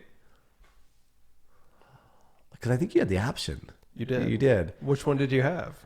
These are the details that I care about now. Right. This is what I care about the details that you're telling me, but I really want to know about this. What did that... I think it's a tailgate. I don't think it had the barn doors. So you would have the top portion flips up, Yeah. and you would have the tailgate that would drop down. Yeah. Which is more traditional now. That's how they all are now. They don't do barn doors anymore, do they? No, they all flip up from They all do. Yeah. Oh, yeah. They Yeah. don't do the split anymore, do they? No. Because you used to be able to get the glass that opened up separate and all that stuff, so you could reach in. So new Tahoes and Suburbans still have glass that pop open and lift up, but it's so you can reach in. It doesn't allow a tailgate to come down. Yeah. It's the whole hatch still. Yep. So, yeah. I believe it was the tailgate fold down. Nice. Classy. I know somebody that had the barn door. People love those barn doors. I think that was my buddy's Yukon. He had an 02 Yukon. Same difference, but Yeah. Tahoe Yukon. Yukon XL. Oh, okay. That he drove till it would die. A lot of people do. Yeah, it was good. I as you know, I'm a very German oriented car guy. Respect. But Suburbans, Tahoes, Yukons, unstoppable. You want one? Just buy it. Just buy it and drive it till it hits 250,000 miles, and put maybe $200 a year in maintenance into it. You're gonna pay up front, but you're gonna. Yeah, they're made with gold. They are. I looked at. I bought a new SUV for my wife last year. Oh, okay. And I bought a German one. But I looked at my wife didn't want anything as big as a Tahoe or a Yukon because they are pretty wide and they're big. They're big. And she doesn't like to drive anything that big. So I looked at it, but the one I wanted was like $70,000. I'm like, I can't. I need 6 restaurants to get that. So. You know what's crazy? I'm going to share some automotive side of this because that's my territory now. Is that the Tahoe alone? This is fun fact. I mean, you can Google this at home if you want. Tahoe and Suburbans from Chevrolet alone, not including Yukon, Yukon XL, Escalade ESV, which is the long wheelbase Suburban version. Tahoe has outsold every other competitor in the full-size SUV segment since forever ago. Seriously, brought to you by Chevrolet. Just saying though, I love Tahoes. You know what? The funniest thing is, Lacey, recently I was driving a Tahoe as a loaner because I had my truck transmission rebuilt or redone because it's got 253,000 miles on my Silverado. I was going to say, I was like, shh. No. My 253,000. All right, that's fair. Yeah. So and the dealership was like, yeah, you can use this loaner. It was a brand new Tahoe, and she's like, this is like your truck with a bigger booty because it doesn't have a bed. It's got you know. Yep. So yeah, Tahoes, Suburbans are expensive, but you know what?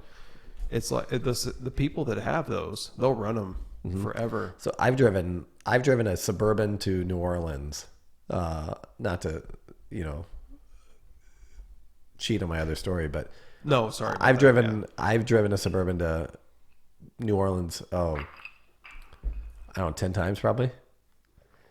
I bet I've personally driven 10,000 miles in a Suburban, and I've never owned one. Did you enjoy it?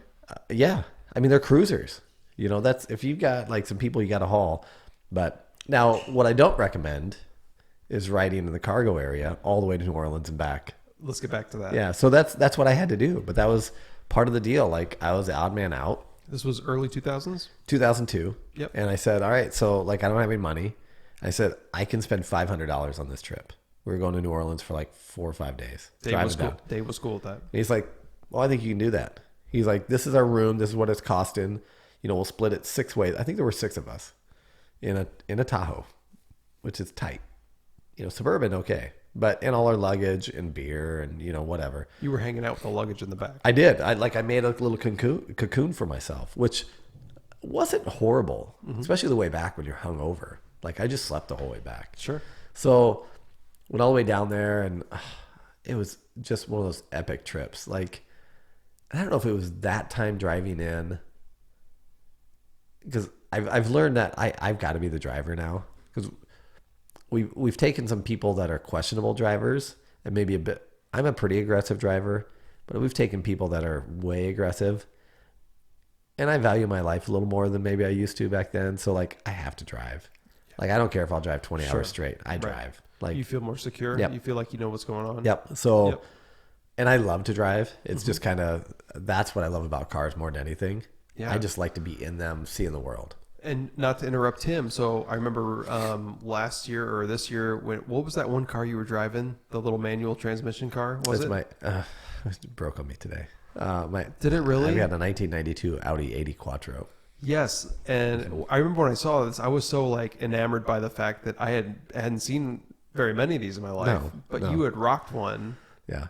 And it was awesome. It's like my 10th one I've had. Yeah. Where do you find them at this point? I bought that one in Arizona and drove it home. You told me that story at the junction. Yeah. You did tell me that, and I was so amazed. So it's fun to have cars like that are fun to drive, because most cars today, unless you're spending a lot for you know, I don't know. I feel like there's not very many fun cars anymore that are cheaper. Right. I mean, less expensive. Right. Less expensive. More affordable. Yeah, more affordable. Well, I think that's actually where like the Hyundais and stuff like that are kind of really capitalizing a little bit, because they could. You got the Scion or the Scions or whatever. They're done. They're not. They're done. But what is that little 2-door coupe thing they got that came in? What are they? Oh no, Subaru was dual badge. Subaru and what else? Oh, Toyota, and so it was Subaru and Toyota, wasn't it? BRZ. Yes, and, yes. What's the other? No, there was a Scion version too before they stopped making them. Is that what it was? Yeah, it was. They had 3 versions, and then the Scion stopped. Yeah. So that, I think they're kind of trying to reach into that market a little bit. Of somebody needs to. Yeah, fun, affordable cars. But before, you know, Ford's done it.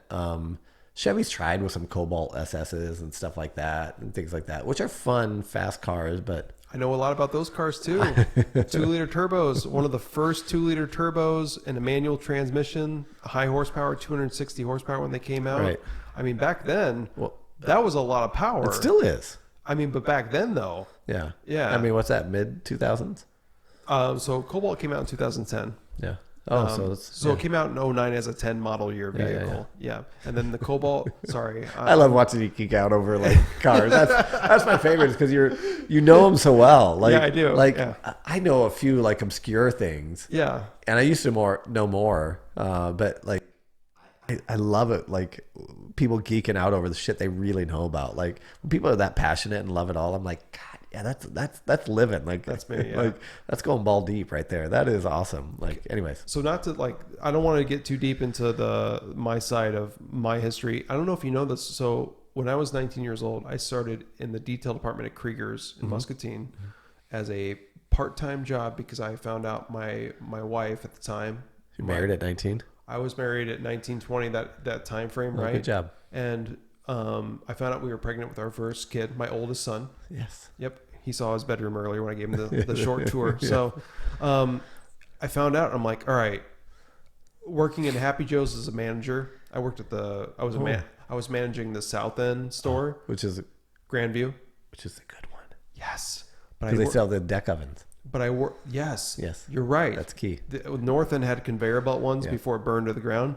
Yeah. But anyway, so I worked at the South End store as a manager for Doug Rickliffs for years and years out of high school. Yes. not years and years, like 3 years, Yeah. right? Yeah. And then I worked a second job because I found out we were going to have our first kid. Yeah. And then Doug Krieger, that they wanted me to stick around and be in sales. And so I've been in the car business since 19 years old. And now I just turned 36.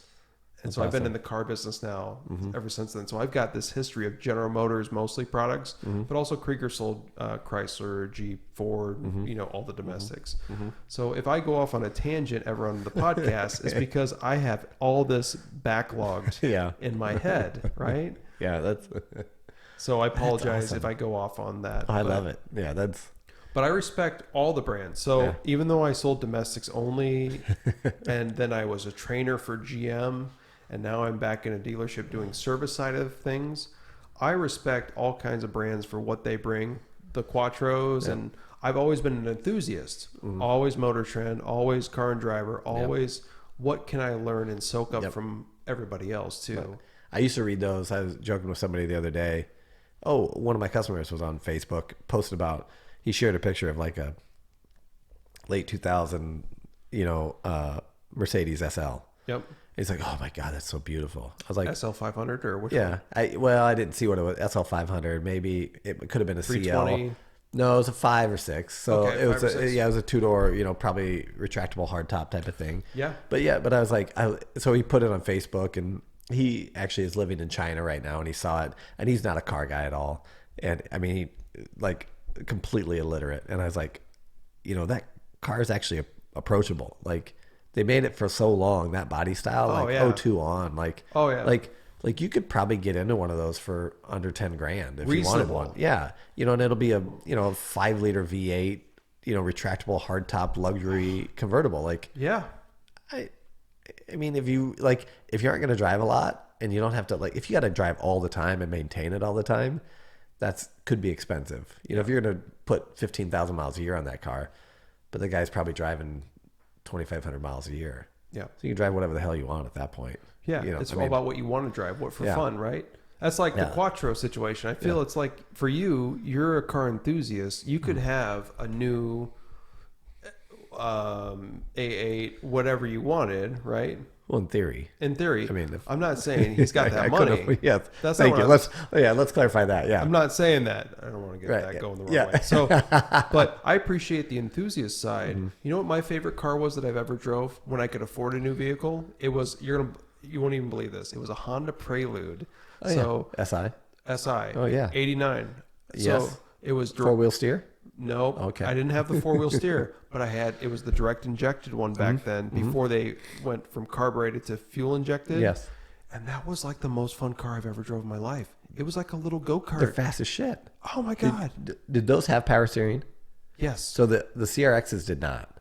So the CRX SI did not have power steering. Same years though? The hatches, you're saying the CRX hatches? So my buddy had an 88, which is still like square headlight, not rounded. They switched to rounded in 89. Okay. But probably the same engine. And they're screamers. And he had a 89 SI Prelude as well. White one. Loved with it. gray velour. Loved it. Great. I mean, the seats were awesome. One of the best shifting 5-speeds out there. Yes. Oh my God. Yes. It was. I mean, my Audis are great, but the 5-speeds are a little sloppy. I mean, people love them and all that, but I loved it. It was awesome. I had 2. So can I share really quick? Yeah. I'm excited now. Yeah, I gotta yeah. share this with you. So when I worked at Krieger's, we took all these trade-ins all the time, and then we had a white 89 SI come in, and I thought, this is perfect. I'm going to buy this because this is a fun go back and forth to work vehicle. At the time, I lived in, you know where Illinois City is? no. So if you took the Muscatine, Yeah, I okay. It's like 10 miles away. If you took the Muscatine Bridge across 92. Anyway, so I got to show this to you. I can tell you where Interlochen is, but I don't know where Illinois City is. So you know where Andalusia is? Yes. I go it's there when I forget to order stuff. There's a TPC warehouse cash there. and carry. Yeah. Okay. Yeah. So when you're bad at your job like I am. that's close to Milan. You have to drive up there all the time, yeah. You're not bad at your job. Don't even give me 3 businesses. Come on. Anyway, so when I lived in Illinois City, I had a 20-minute drive from Illinois City to. There's the pictures. Some good pictures right there. Prelude. Oh, I might have to go car. This is going to bring us back. I just want to be careful when I'm searching here. Oh, you're searching your pictures? Yeah. Yeah, I'm just typing in car. I mean, this is like, I'm trying to find, I've got all kinds of pictures and crazy stuff, but I just want to show you my Preludes that I own because they're Look at that like old top or blazer right there. I mean, this is like forever ago, right? So I had an 89 Prelude. The first one was a white one, and it was no 4-wheel steer. I drove that. Eventually, the motor gave out in it.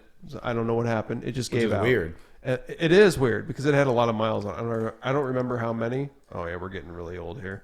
And Krieger's... That's like C5 Corvette. That's way old. We traded in...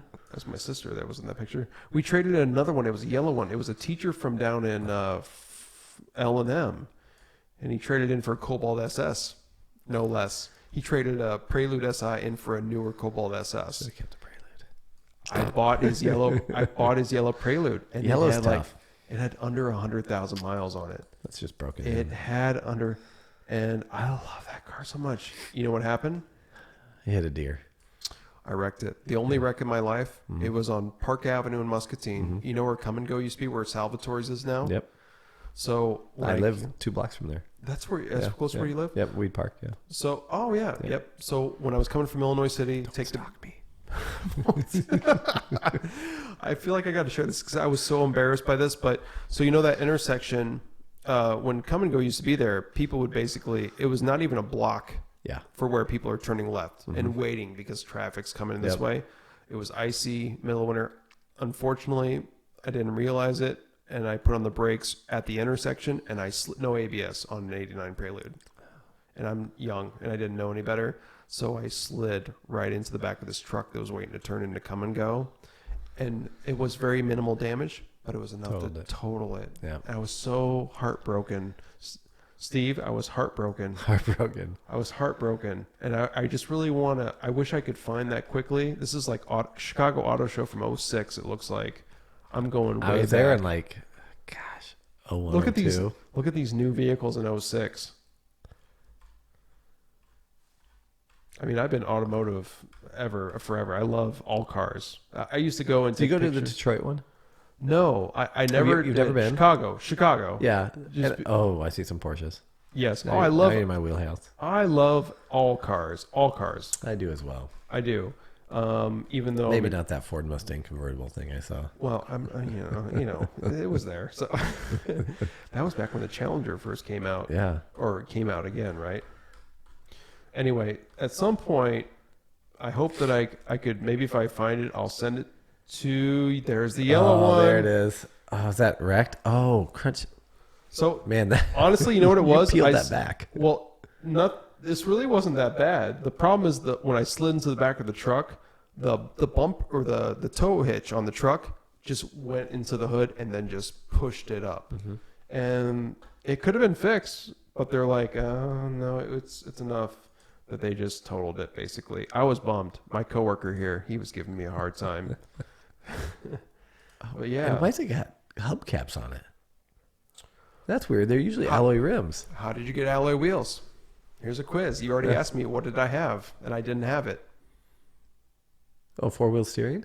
The only way you got alloy wheels on an 89 Prelude SI was with 4-wheel steering? Mm-hmm. They didn't have alloy wheels on that? Mm-mm. Huh. That'll be dipped in shit. Now, those were aftermarket hubcaps he put on there. They were not Hondas. No.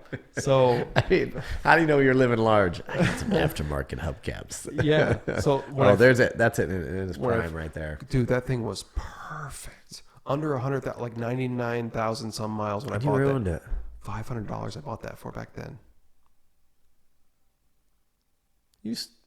I stole that. Well, you should send that guy a Christmas card every year that you bought that from. Well, when I worked at the dealership, when I took it on trade, my white one blew a motor that I bought the first time, and my manager, my owner, not the owner Doug, but the general manager Jim Henderson, I'm like, I got to have this, right? Because I lost my first one I bought here. He's like, yeah, you can have it for what we took it in on trade, $500.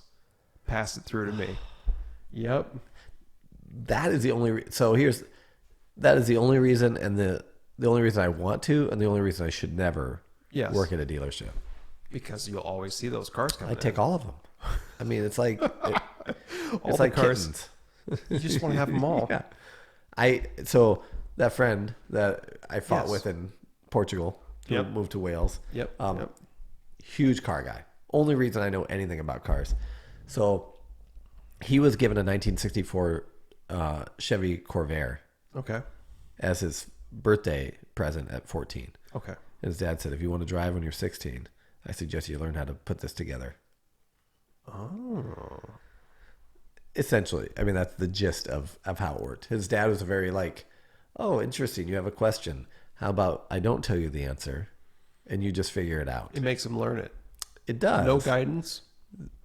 Little. Okay. little. So my friend, he moved to Wales as his teaching job, but he now builds drift cars.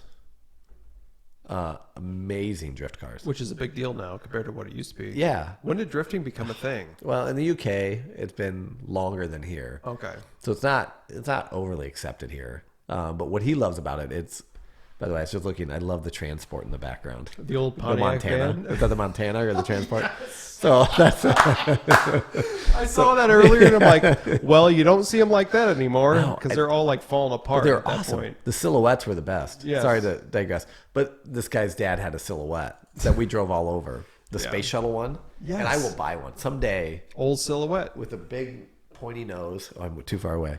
But white, like they're fiberglass, so they don't rust out. I mean, the frames will. But anyways. Yeah. So my friend that had these Preludes and these Hondas and all that, I don't know where I was going with that. No, let's keep Drift going. I'm listening. Yeah. The guy, I don't know. Where were they going with that? Your friend from Wales. Yeah. Or Portugal. The one you were at the Portugal, you were arguing, Yeah, yeah. arguing. And then he's, he had all the Hondas. He built Volkswagens. I really wish I could find that white one now. I got a bunch of redneck four-wheeler videos in here and stuff, but yeah, it's back when I used to sell cars. Just, That's you? being a dork. Yeah, on the right. That's when in between. You Inspector Gadget? Is that So- what you're dressed as? Are you familiar with the Krieger family? No. That's okay. They're not worth getting to know. Anyway, so the original owner, Doug Krieger, his kids run it now, but his dad, he always left these old school jackets laying around the dealership. So we would used to wear them and put our stickers on them, and that's back when we used to sell Kawasaki's at the dealership too, which was a big mistake. But anyway, so yeah, they had an old Buick Skylark that was on the showroom forever. Oh. And I like used real to, old school. Yeah, and I used to be a dork and act like I was driving it there, and yeah, I was hoping I don't know if I have a picture of the white one I had too. Oh, there's an R8. This one R8 probably came out. Yeah. Murcielago first came out. Yeah, Murcielago. Oh, yeah, the R8's R8s. great. R8. What? So here's the deal. Yeah. Quattro fan. Uh-huh. Never. I Never mean, what? something like this used one comes around. It's still too expensive. I V8, can't justify it. even V8 version, not V10. They're still, 40, 50 grand? I don't know. I don't know. The Cayenne, maybe, over there. Because you're a family man. Yeah. Actually, to be truthful, the one Yes. above there, that Carrera, now that's a little newer, but I mean, there's two cars that are on my list of maybes when I get to a point is Audi S5. You get like an 09 Audi S5 for Yeah. 10 or 12 grand. You can. Yeah, it's a 6-speed, 360 horsepower coupe. I mean, that's tough to beat for that kind of money. Yeah. And I want it full on Teutonic, so German gray with red leather interior. I want it. I'm going all in. I'm dumping my German card all the way in on that one, and I want gray with red leather. So that's one of them. The other one you can get affordable still is the 99 to 01 911 Carreras. This is facelift year, so that's when they switched to or water cooled instead of air cooled. They went from the 997 to the 993 to the 996. I was say 6. I was wondering if you were getting at that. Sorry. Yep, So yep. the 993 are crazy money, all of them, because it was the last of the air cooled. Is that why? Yeah. Yeah. Okay. And they had the steeper headlights. So they did facelifts, so they changed them all, and 911 people lost their mind. and 911. Yeah. So what? Everyone's like, oh, you can't. It was too big a change. People, they didn't like the new sloped headlights. They didn't like the fact that they were water cooled. All the things. But it's still a really awesome car. Like, it was known as the one that wasn't as favored, right? The styling. Nobody likes it. There's an IMS bearing issue, so there's a transmission bearing issue, which is a few $1,000s to replace or whatever, which is a lot. But you can pick one of these up, you can pick up one for sometimes $13,000-$14,000 with anywhere from 90 to 130,000 miles. You spend a few thousand on repairs, you're good to go. Well, and some of them, even then, the IMS bearing issue has been done so it's one of those things. Even the IMS bearing issue has been blown out of proportion because most people who like 911s are very particular people. They've got like Corvette people too. Yes, to be honest, I deal with them all the time. Yes, so same thing. Like, they've gotten to where they are by being good at what they do. Yep. And so they pay attention to details. And so, they sold, let's say, 20,000 911s, and 10% of them had an IMS bearing issue. That's too risky for some people. They're like, oh, well, they're all bad. Like, I'm not going to drive that car because it's like, whatever. If you're yeah. So, and the numbers might be a little different than that, but I know the values are. I mean, the values are horrible on them, and they will go up because they're Porsches, and they will go up. I mean, you look at vintage Porsches, and I mean, you could buy like an '83 911 SC 10 years ago for $12,000. It's a $30,000 to $40,000 car now. Just that fast. Like, it's better than the stock market. So the money will get there eventually on them, but they're the ugly duckling, and they will go up before people start buying like Boxsters to invest in, and 924s and 944s. 928s are starting to come up in value, which was also an ugly duckling because it's the 928 at all. Look it up. As soon as I see it, I'm going to recognize yeah. it. So it was a long nosed, like it was an Audi Volkswagen or Audi Porsche mixture V8. So Porsche's first. I remember seeing those. Yep. Awesome. I mean, they're great, cool cars, but they were unloved for a long time. But they're finally starting to appreciate a little bit. So I had a old coworker at my last job. He liked 996s, I think. Yep. Let me pull that one up really quick. Yep. Sorry to cut in front of you. But yeah, that's that version of Porsche I was telling you about. Yeah, we were talking about that. I'm sorry. Yep. I think it was another Porsche. Oh yeah, see right there. So right there. Yeah, that one article. Like, why is this one the most hated? Yeah, but it's still a great car.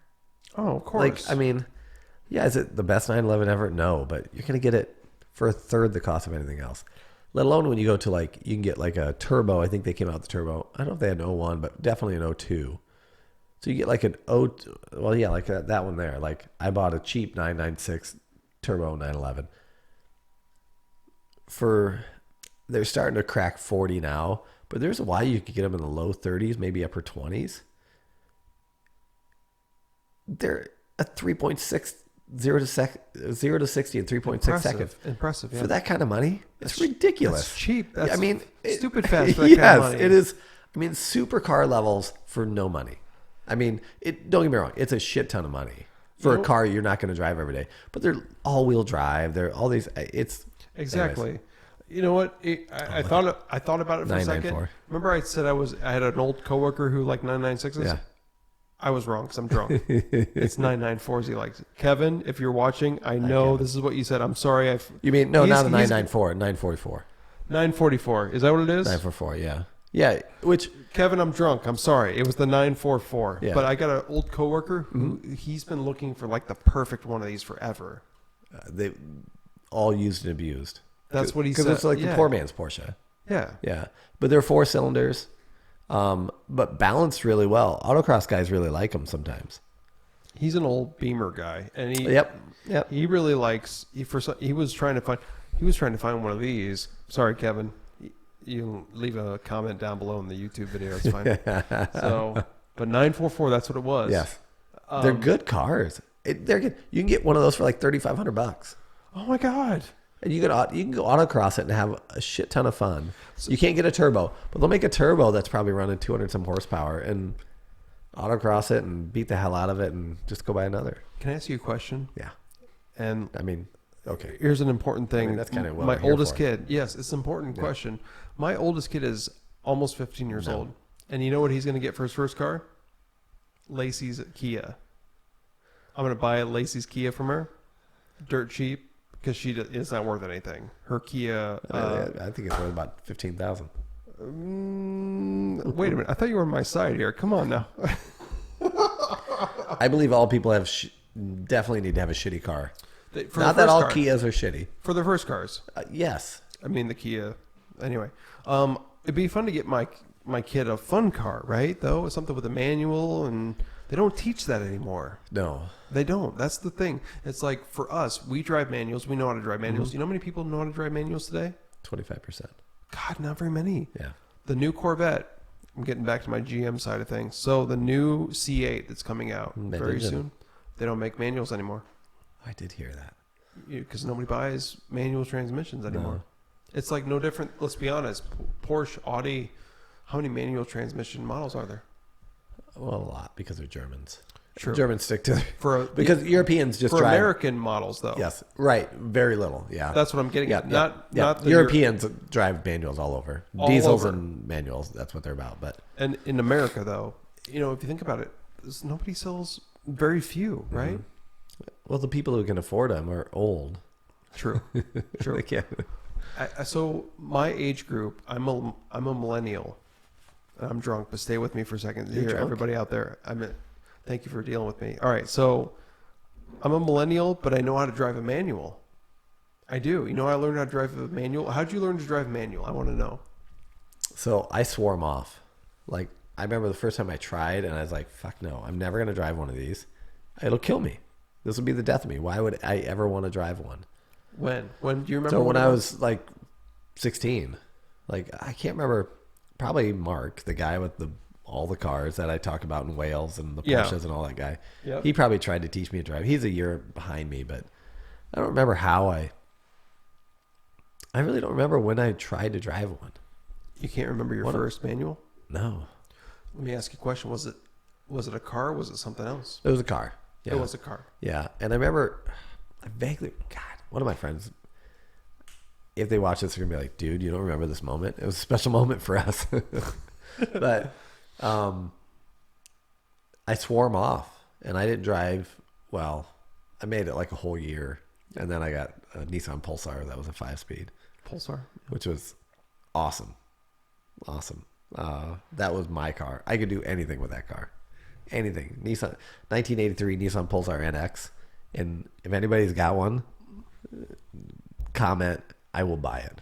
Like today. I look at them on eBay. I look at them on Craigslist. If I could find the identical one I had in high school, and this is what all us 40-some dipshits are doing, which is why old school BMX bikes are worth so much money and old school skateboards are worth so much money, because we're all idiots. And now that we've been working, you know what you want? Well, we want what we couldn't have when we were kids. Sure. And I never got a new skateboard when I was a skateboarder back in the day. You? I love skateboarding. You were? Yeah. And I rode BMX bikes all the time back in the day. Did you really? Yeah. Eddie Fiola, I was like... Steve, I don't know if you realize this yet. We're going to have a second podcast at some point next year. About skating? Or just all this fun stuff. Because we could sit here and talk about, we've been trying to... So I tried to focus on like businesses and stuff, and then we kind of we went all over the place, and I love this. This is great. Yeah. So you used to shred? Oh, all the time, yeah. Did you really? That's horrible. I mean... Where, though? West Des Moines? In Indianola. Oh, but we didn't have a skate park, but it was all street. But I built, 2 or 3 half pipes. I remember the first time buying like metal coping for our first half pipe with like metal coping. Yeah. Like that was a big deal. I mean, launch ramps, like it was, that's what so as I transitioned from traditional sports, I transitioned more into skateboarding. Okay. Which I remember my dad saying like, oh, why would you ever do this? Like, you should focus on the other ones. Well, first of all, I'm not good at any of them. Like, I mean, I have a lot of natural skill. Yeah. But to get good, you got to work at it all the time. Yeah. And I don't have that kind of dedication. Like, I just don't. Like, especially who then. has that kind of time though? Sometimes. Well, there's people that, I mean, like Tony Hawk. Like, he does. He's legend. Yeah. Legend. So Tony Hawk, he's a little bit older than me. I'm 45 now. Are you really that? I'm that. You don't look that they old. call me Grandpa John. Even though that's not my name. What do you think? There are people that call me Grandpa John. What do you mean, Grandpa John? Yeah. So Tony Hawk's a few years older than me. Yeah. But he was up and coming. I remember watching him come up. Like, and that's when I was skating and stuff like that. And my dad's like, oh, and my dad was, I mean, he's a very good guy, and he would never like be like, don't fucking do that. A little bit more. Yeah. Just a little bit more. He wouldn't say don't do that, but what? He would just be like, you think that's the right thing? Why don't you, whatever. He had just subtle ways of saying don't do that. What did your dad do as a fun passions? He didn't get to do anything as a kid. Because he was moving and doing CPO kind of stuff?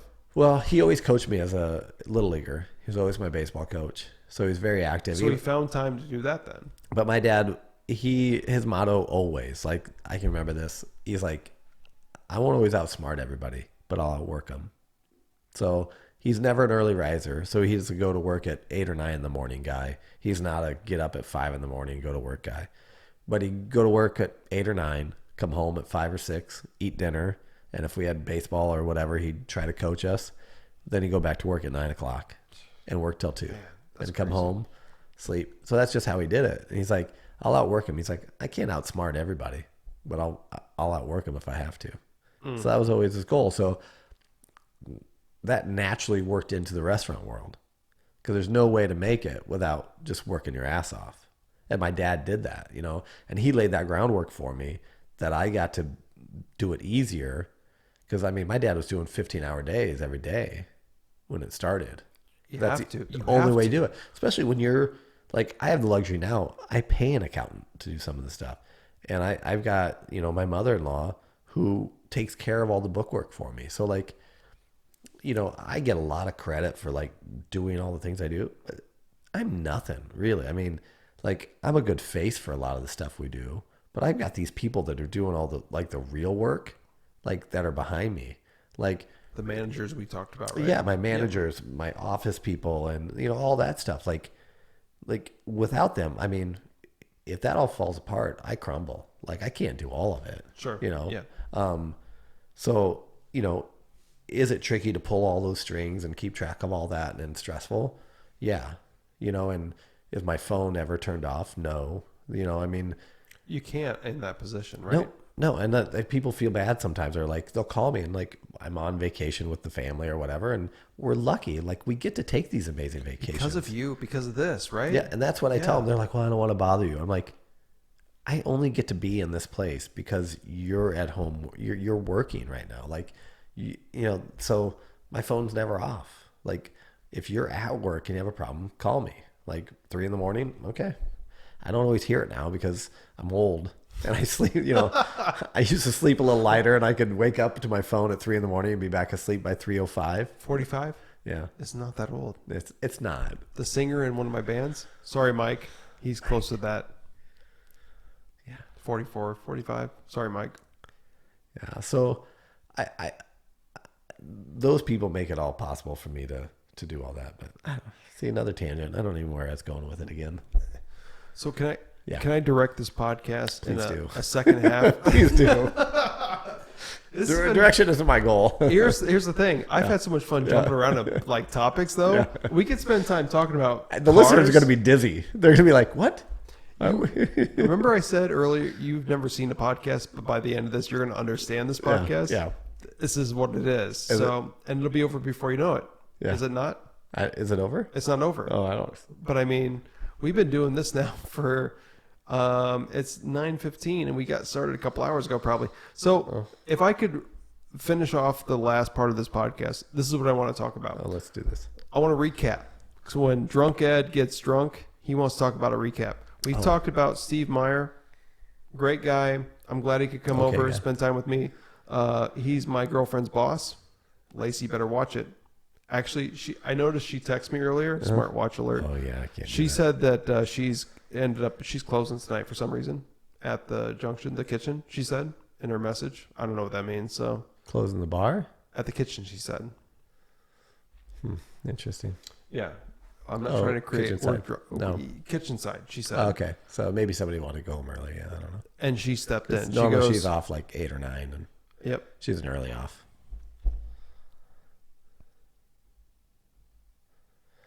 Okay. Yeah. Yeah. So she said she's got to close the kitchen side, which is fine. Yeah. So she knew she'd have to deal with drunk Ed and drunk Steve. That's okay. She's like, I'll keep working. How do I avoid that one? So we talked about Steve, a gentleman, and he's worked his way up to being not only jumping in business with his dad and then being owner in Made Right. And then he did a 90-day Europe trip. Yep. Which is awesome. I wish we could spend like just a podcast talking about that, to be honest. But I know there's probably a lot there. There's a lot. When I've been back probably a dozen times. With your family. That's the coolest part. Only once with my family. I'm selfish. It's important though. This man, family man too. 2 kids. He brought his family over there. That's got to be cool too. You know, your kids will never forget that, right? They won't. I don't know. Like my oldest is now a freshman at Iowa State, of all places. Yeah. So it was cool to her. My youngest is only 11, so I'm not sure it meant as much to her. So there's a big gap. She's 11. Your youngest? Yeah. My youngest is 11 too. So there's a big gap. Now, and actually, my oldest is actually my stepdaughter. I call her my daughter all the time. Her dad's great. He's around, all that kind of stuff. So like, but respect. I call her mine. It's just easy. Yep. We've been living in the same household since she was, 3 or 4. So okay, it's the same thing as mine, Okay, so he did a 90-day trip. Yes. And he's been back since then. Got with Dave. Right. Yeah, for the first Mardi Gras. Yeah. Mardi Gras. I mean, I did 15 Mardi Gras. 15 out of 18 years I did Mardi Gras. Have you really? Yeah. I haven't been in 3 years, which is hurt. It's like impressive. Like a crack whore. I'm like, can I admit? Yeah. Never been. You want to go? I want to go. This year? When is this year? End of February, beginning of March, usually. Oh. It's a hard time. How about this? Can I promise you one thing? Because I don't know if Lacey's been. Yeah. You want to drag us down? We don't always take girls. Oh. We have. So we have. I don't know if I'm cool enough to go, though. We love newbies.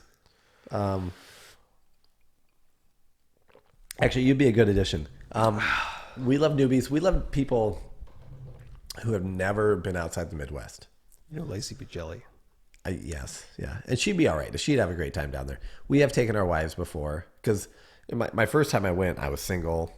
And so the trip has kind of changed as my life status, but New Orleans has as well. So like in the early days, Bourbon Street was obnoxious. Like if you want to see something, you can see it.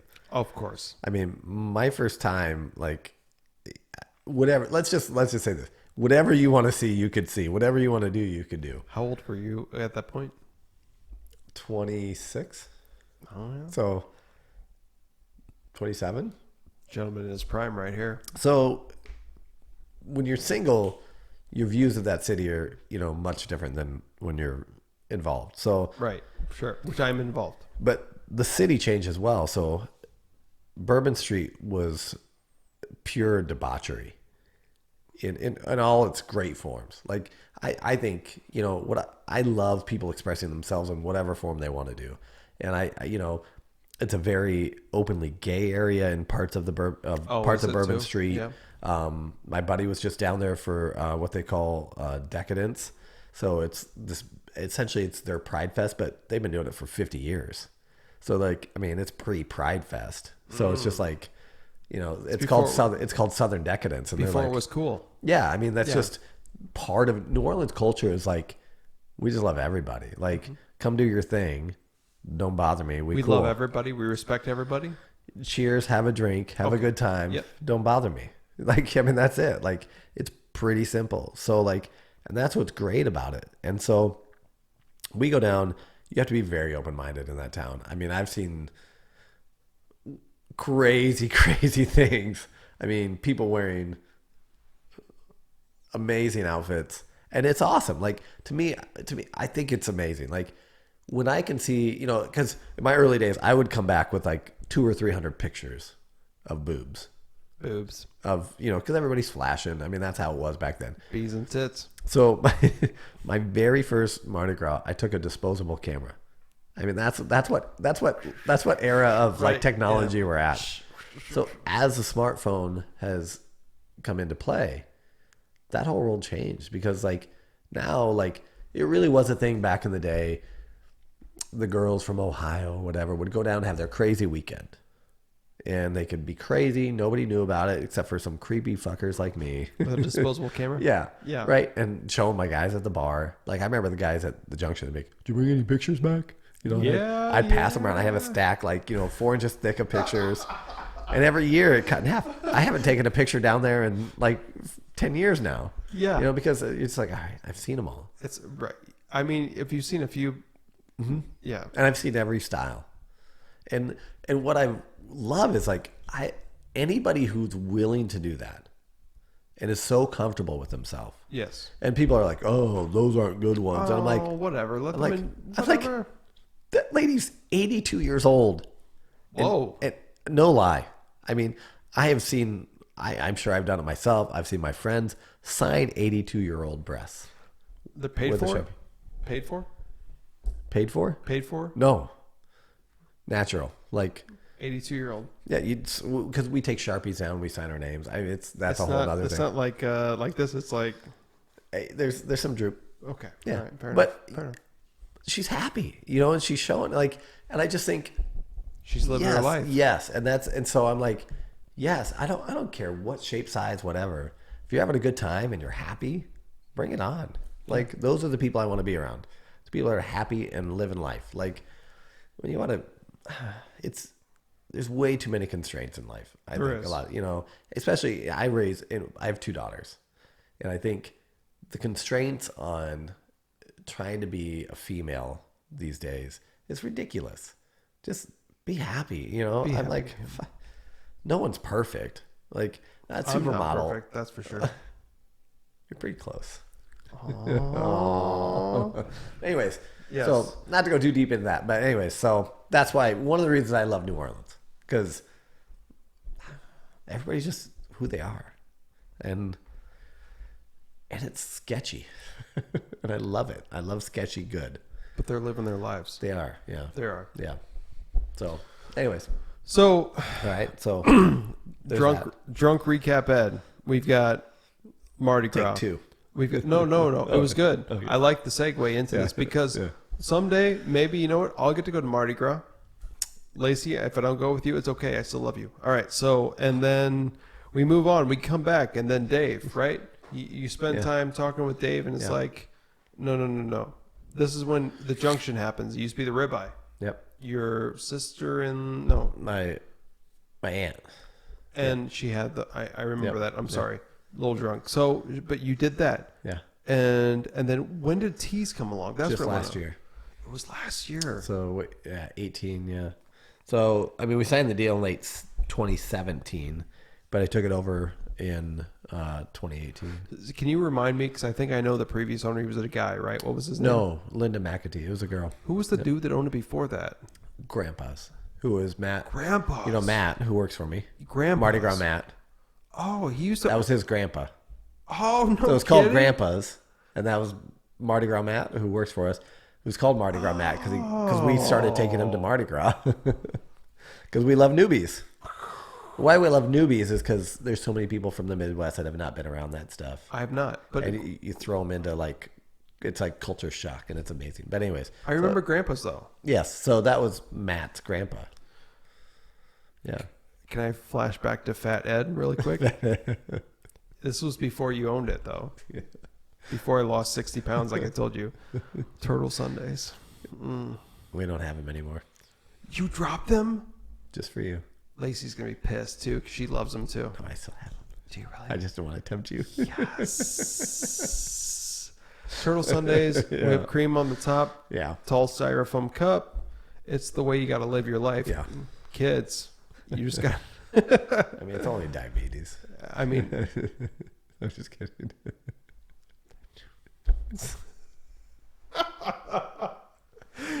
it's no joke. You heard it here first. For friends that already know, you just saw it.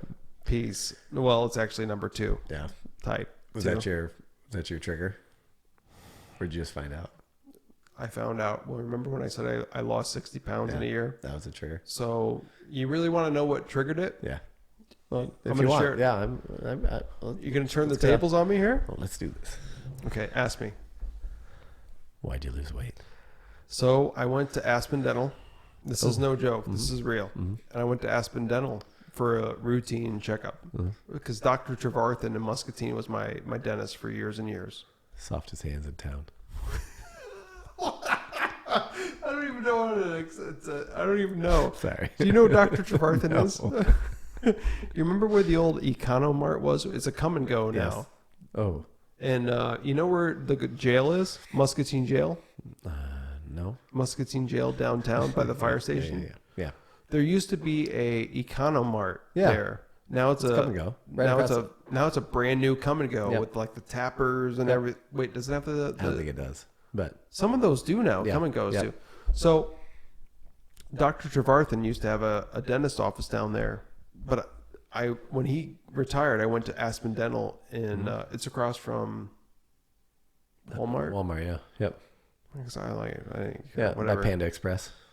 Yeah. And Starbucks. Yeah, Yep. I love Starbucks. I'm basic white though. So Basic. anyway, so I went to Aspen Dental. And they're like, Mr. Madison, we cannot operate on you if you need to have a tooth removed because you have your blood pressure or they check your blood pressure and say we can't operate on you. And I said, your blood pressure is too high. You would have what's it called? What's it called when you have too high a blood pressure and you come out of surgery and you have this like thing that's gonna make you like Not live. Right. That's the basic way to say it. I don't know. But what happened was they're like, doctor. No, it's okay. They're like, Mr. Madison, your blood pressure is too high. So I'm like, oh, I didn't know that. So I went to the doctor and they're like, yeah, your blood pressure is pretty much off the chart. And by the way, we did your blood test and you're type 2 diabetes. I'm like, oh, great. Thank you. Yes, as I've got like a tease turtle sundae in my mouth. I'm like, oh, that's great news. I don't know how that happened. I'm joking, of course. He is not any way responsible for any of that. No. I had to bullshit that. Yeah. So I basically turned my life around. Yeah. I dropped red meat. I dropped sugars. Went to scotch instead of beers and all that. Yeah. I turned my life around. I lost 60 pounds in about a year, like I told you earlier in this podcast, right? How's the blood pressure? So I take a pill every day. Yeah. Yep. I can't remember how to pronounce the blood pressure, and I can't believe I'm talking about this. But anyway, so my life's under control though. Yeah, it's a scary thing. Like, and I think that's like I think there's two ways to react a lot of time. You know, people can be like, all right, I'm gonna attack this, or I'm like, well, what can I do? I attacked it. Yeah. And I think that's hard to do. I think. I mean, I give you a lot of props. I mean, for doing that because I think that's a hard change because it's hard to you have to explain everything you do. Why don't you want to eat this? Why don't you want to drink this? Why don't you want to do this? And I'm like, well, because you can only like be like, well, yeah, you can play it off a lot of times. Can I show you what I used to look like? Can I show you? All right. So hopefully it's a nude. I'm going to text it to him later. So what I'm going to show him is that if we go to, I want to see Jeep Concepts. Hold on a second. So was that the Commander concept? God, it probably was back then. Yeah. So what I want to show Steve really quick. I can't believe I'm getting personal with him. Yeah, sorry. That's all right. It makes you feel better. I don't have to worry about any of that stuff. We just get cancer in my family. Oh, man. So, yeah, that's it. So I get to eat and drink whatever I want. I'll just get cancer eventually, and that'll get me. Don't even, man. Don't do that. Don't say that. Yeah. I like the guy with the guitar. Yeah. I'm trying to find. There are going to be some pictures here I'm not going to show on the podcast, but I'm going to get through it here. Previous life stuff. Let's do. So when I reached my fattest, it was about.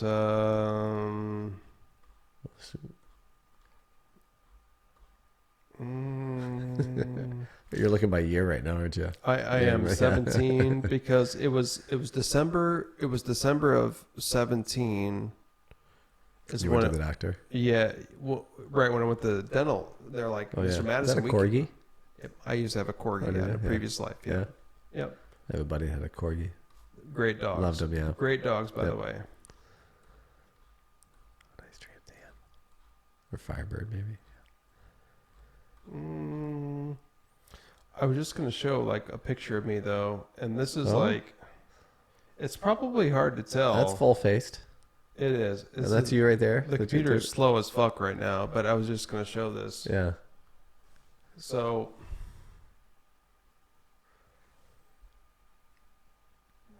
yeah, like I probably would not recognize you. Really? Yeah. Now, partially you have glasses on and stuff like that. Yeah. But even then, like, just because your face is so much thinner now. It is. And that's just your face. And I imagine, the rest of you changed as well. Well, I was running sound for a band. I do a lot with bands and stuff. So me playing. What? Where's that at? That looks like is that the Hawkeye in Davenport? I've never been there. You probably know a lot of good dive bars. I do. Yes. Yep. Do you love dive bars? I do. All right. This is J&A Tap in North Liberty, Iowa. J&A Tap. Anyway, I guess what I would say is that I would show. I'm going to look up one last thing, and I know we're watching this right now. And you're thinking this is awful material, but I got to show this. So, I've always told people like if my metabolism, I'm just lucky my metabolism is insane. Is that a before and after? Mm-hmm. Side by side. Yeah. That's crazy. Yeah, that's putting in work. That's dedication. To me, and that's the sign of it sometimes. Like, I think that's the sign of, but why you've been successful, because you're not afraid to work towards something. So I think that's the key sometimes is, I think that's kind of the real gut check for a lot of people is sometimes it comes on a career basis. Sometimes it comes on a personal basis. But when you have that gut check of, are you willing to put in the work to make a difference? And but the reason you're successful, and I mean, I assume you're successful. I mean, who could define as successful, right? Right. What does that mean? Well, I mean, I think traditionally it's, not only monetarily, but like hitting some career goals. And you seem to be moving forward in your career. Like you've been elevating, like you said, you started from detail guy and then to sales guy. And then when you're a regional trainer and doing that shit, like, they're not just putting any jack fuck in there, it's because you care about what you do and you're willing to put in the work to do it. And when you got that wake up call, you're like, okay, like, I mean, I got two choices. I can put in the work, which you're obviously not afraid to do. Not afraid to do. Or you can die, essentially. I mean, that really, I mean, that's a really morbid way to put it, but it is. But that's where you go. So can I share something with you that I've never shared with anybody publicly? This is weird. We're getting really intense, personal here. So, over a course of a year when I lost the weight, and they said basically they didn't.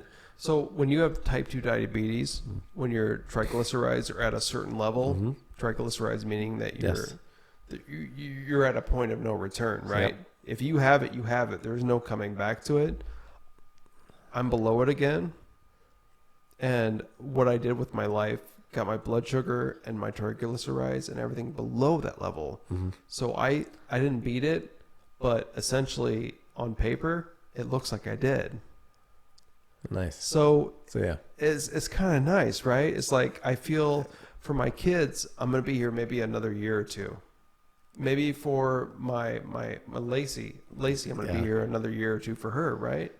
Well, you'd probably be here a lot longer than a year or two. Right. But yeah, I mean, let's hope so. I hope so. Yeah. But I really appreciate the people that I love in my life that are close. Yeah. I want to do everything I can to be there for them. Yeah. And I'm excited to not only do that, but like be here and do things like this. Yes. This is great. Yeah. And feel like I feel comfortable in my skin. Yeah. And if I had to go into surgery tomorrow, because Aspen Dental, they were like, we can't work on you, Mr. Madison. We can't put you under. Who knew a chain dentistry place would be like, oh, by the way, because that was it. Yeah, that's awesome. That was the company that said, Mr. Madison, you need to change. And well, they didn't say that, but they're like, we can't work on you, and that's what changed my life around. Have you sent them a letter? The time I went after that, I told who's the lady that works on your teeth? The hygienist, dental hygienist. Yes, yeah. I'm like, I really appreciate you guys and all that. I'm like, I'll always come back now because if it wasn't for you telling me that, I wouldn't have known. I would have just kept living my life. Borderline like tearful probably at that point. Like, I mean, I would be anyways. Like if somebody had made that, like somebody said to me like in such a random way of like, hey, if you don't do this, you're probably not going to see 10 years from now. Isn't it weird though? Yeah. And you're like, oh, like when I went back and essentially thanked those people, I'd be a fucking mess. Like I'd be like, oh. It was. But the nice thing was I took pictures at the doctor's office and like I shared it with everybody. I'm like, oh my God, I lost 60 pounds in a year. And they're like, oh my God, you basically beat diabetes too, type 2. And I'm like, I didn't beat it. But I mean, you're always going to technically have it. Check blood sugars and all that shit. So yeah. Scary part, that's where Jordan was. So here's the thing. Not to space a whole lot. And it is. No. Not to divulge his personal information much, but you're right though. Yeah. I appreciate that tie back because we were talking about a gentleman earlier. We were talking about hats and all that kind of stuff. He was a straight biller. Like so here's the you've probably never seen this show. So like if you want to get Jordan in a nutshell, there's a TV show on Netflix called Swabby's World or Slobby's World. Slobbies? Yeah, look that up. Right. If you can get like the link on that. Like so the guy is a spitting image of Jordan. And he's from Arizona where Jordan used to live for a while. Slobby. How do you spell that? SOLBB. SLO. I think that's it. Oh, sorry. I'm drunk. SLOBB. BB. Slobby's World. SLOLBB. SLOBB? Yep. SLOBBY apostrophe S. Oh yeah, there it is, right up top. Slobby's World. So he's got a store down in Arizona. But I mean the few times you met Jordan. Yeah. But, watch one of those videos or whatever and tell me that isn't him in what he would dream to be. So he's got this 90s retro store called Generation Cool. And Jordan's style would be out of the world. I mean, the hair. I can see it. Oh. Oh. Fuck, I wish my code grass were working. Oh, yeah. Oh, yeah, I mean, I like it. Sometimes makes you feel a little weird inside watching it because Jordan was so specific on things. Like he would know all that stuff. But anyway, so yeah. So Jordan's triglycerides. Speaking to that, when he'd go in he broke 10,000. So how old was he again? 32 when he passed. That's scary because I'm like 36 now, but I mean, when I found out, I was probably 34. Yeah. I watched it last weekend, so there's 12 episodes of him, and I watched all 12. Yeah. Robbie says the new fame is great, but he won't ever forget his roots. Fourth Avenue and downtown have a real funky kind of thing going, and there's a lot of eclectic people. So I think Oh, he's dead ringer for Jordan. I mean, it's. So I guess I feel a little weird, but I went there. So with Steve Meyer, by the way, Jesus fucking Steve. So Who knows? Life takes you in weird places. Take care of yourself. Drink more scotch. Is that not the message of this podcast? I don't know. I'm really enjoying my scotch. Are you? Yeah, I am. I really don't drink it much. Enough to stock it at the junction? Yes. What do you? You know me. I'd stock it for you. This is would you really? Oh yeah. Because Lacey's always like, you gonna come down and see me? I'm like, I'm doing podcasts on Friday. She's like, you need to come see me. I'm like, well, I'm gonna drink Rise. I'm just joking.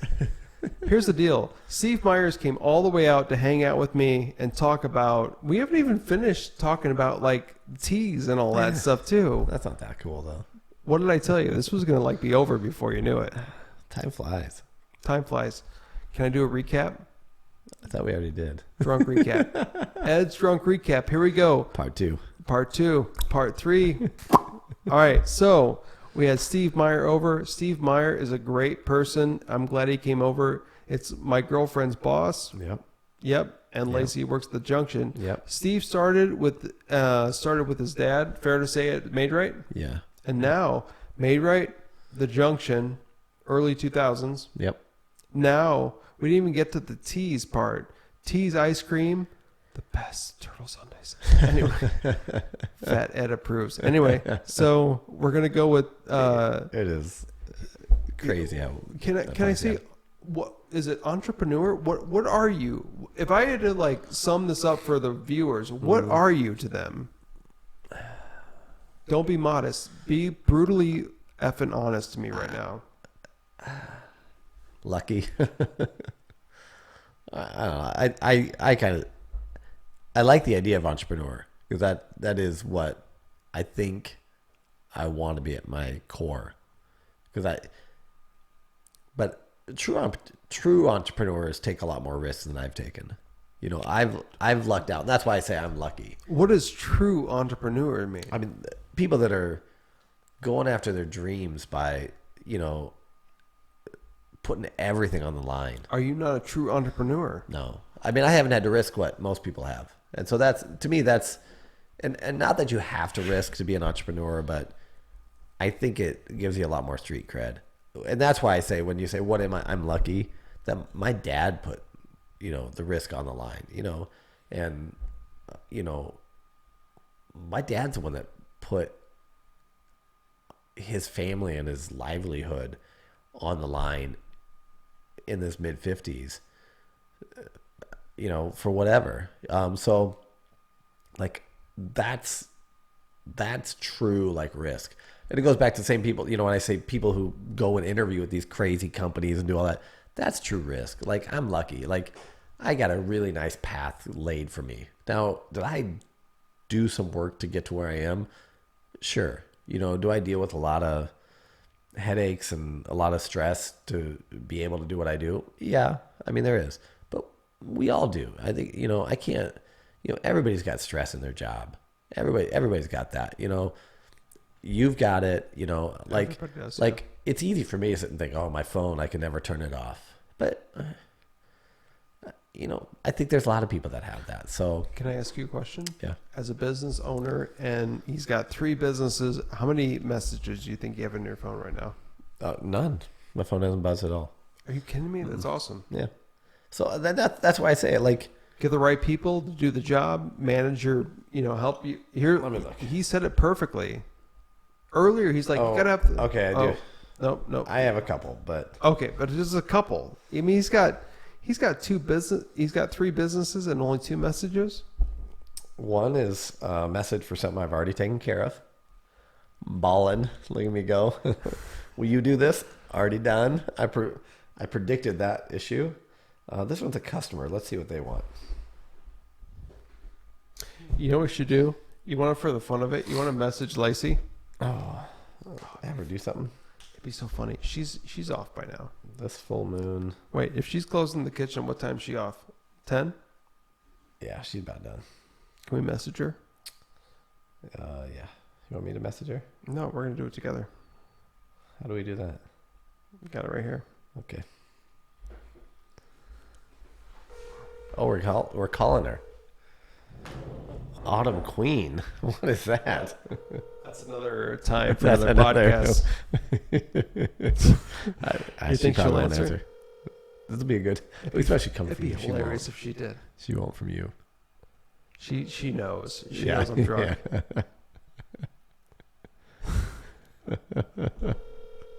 Come on. It'd be so great. Come on.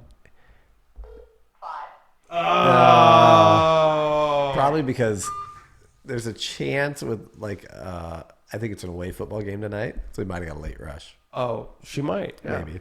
Yep. Let's hope. I hope love so. a late rush. Here's the deal. For Steve's sake, I hope he's profitable and Yeah. super successful in everything he does. We didn't even talk about teas. We talked about, here's the deal. We talked about Made Right. We talked about the Junction, how that started. Yeah. We talked about Mardi Gras. We need to, can you come back, please? Yeah, why not? Please. Yeah, round 2. Here's what I want to We talk can talk about. about my wife. Should I bring my wife in? You don't have to. Well, I mean, My wife's got a couple oh businesses my God. too. We forgot Yeah. to talk about this. Oh my Yeah. God. I get what he's saying. Yeah. So here's the deal.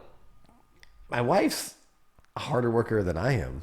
I thought he was serious, like bring my wife back. I'm like, you don't have to, but he's like, oh, I get it now. Yeah. So his wife and him, they do this awesome thing called the Good Makers Market.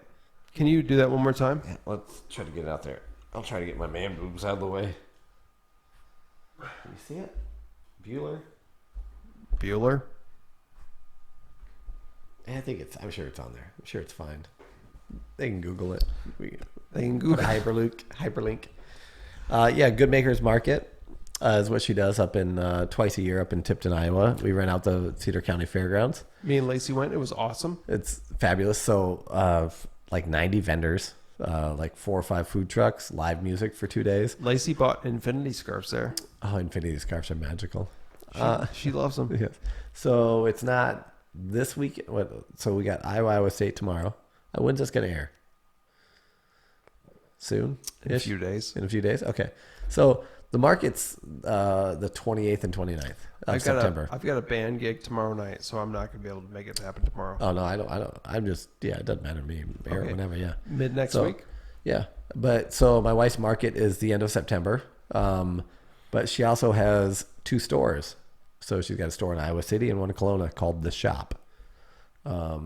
She's a partner in those Good Folk Trading Company. So yeah, part of what makes our life crazy is in a matter of a year and a half, we started 3 businesses. So that was That weird. is crazy. While having a senior in high school. So it's been stressful. And then we're also moving now too. Steve Meyer, entrepreneur, smart man, Stress what? juggler. Stress juggler. Here's the deal. Where can they go? Where can they learn? Where can they do anything? How to see. I'm gonna roll out the red carpet. Yeah. for you. So like how do they know what we're doing? Yes. So where I'm not good is my social media. But your wife is though. She is, and she was handling some of ours for a bit. But as her jobs took more of her attention, I have now failed on it. So oddly enough, I don't remember saying my degree was in marketing. If you want to know what I'm worst at in my job, marketing. So Junction Grill and Bar on He's Facebook. got it. He's got it. I'll link him down below. Go like this. In the description down. Tell him, Steve, in the description down below. So I don't do enough. Here's the we're deal. not hipster like Iowa City where we're posting stuff all the time. Now my wife's stuff is legit. She's on point all the time. Like she's gramming like a teenager. Instagram. That's yeah. I'm on Instagram. Catch me there. Oh, look at that. Like 3D. Let's do a send off. You ready for the send off? Well, you better Me and Steve are going to finish off this bottle of scotch, but we love you. Thanks for coming over to the Ed Madison Podcast Project.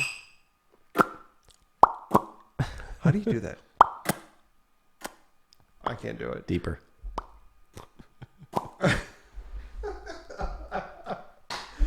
We've been going at it for 3 a while hours. now. Are you going to come back or what? Yeah. Jesus I think we'll have Christ. to. Jesus Won't we have to? Christ. Cheese and rice. Cheese and rice.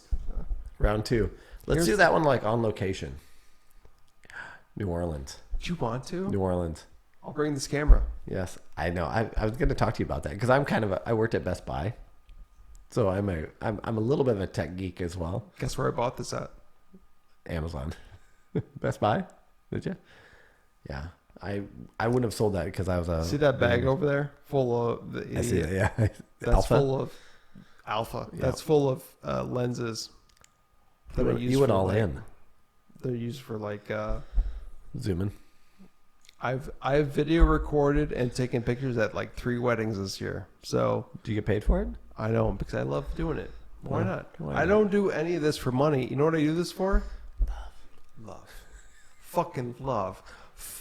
Here's the deal. We'll see you next time. I've got Andy Willie. He's doing the fiber. Oh, yeah. He's your next guy.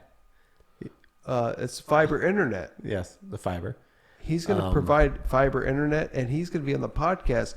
You know what, though? He's like in your backyard hanging out right now. He's got a bunch of flags.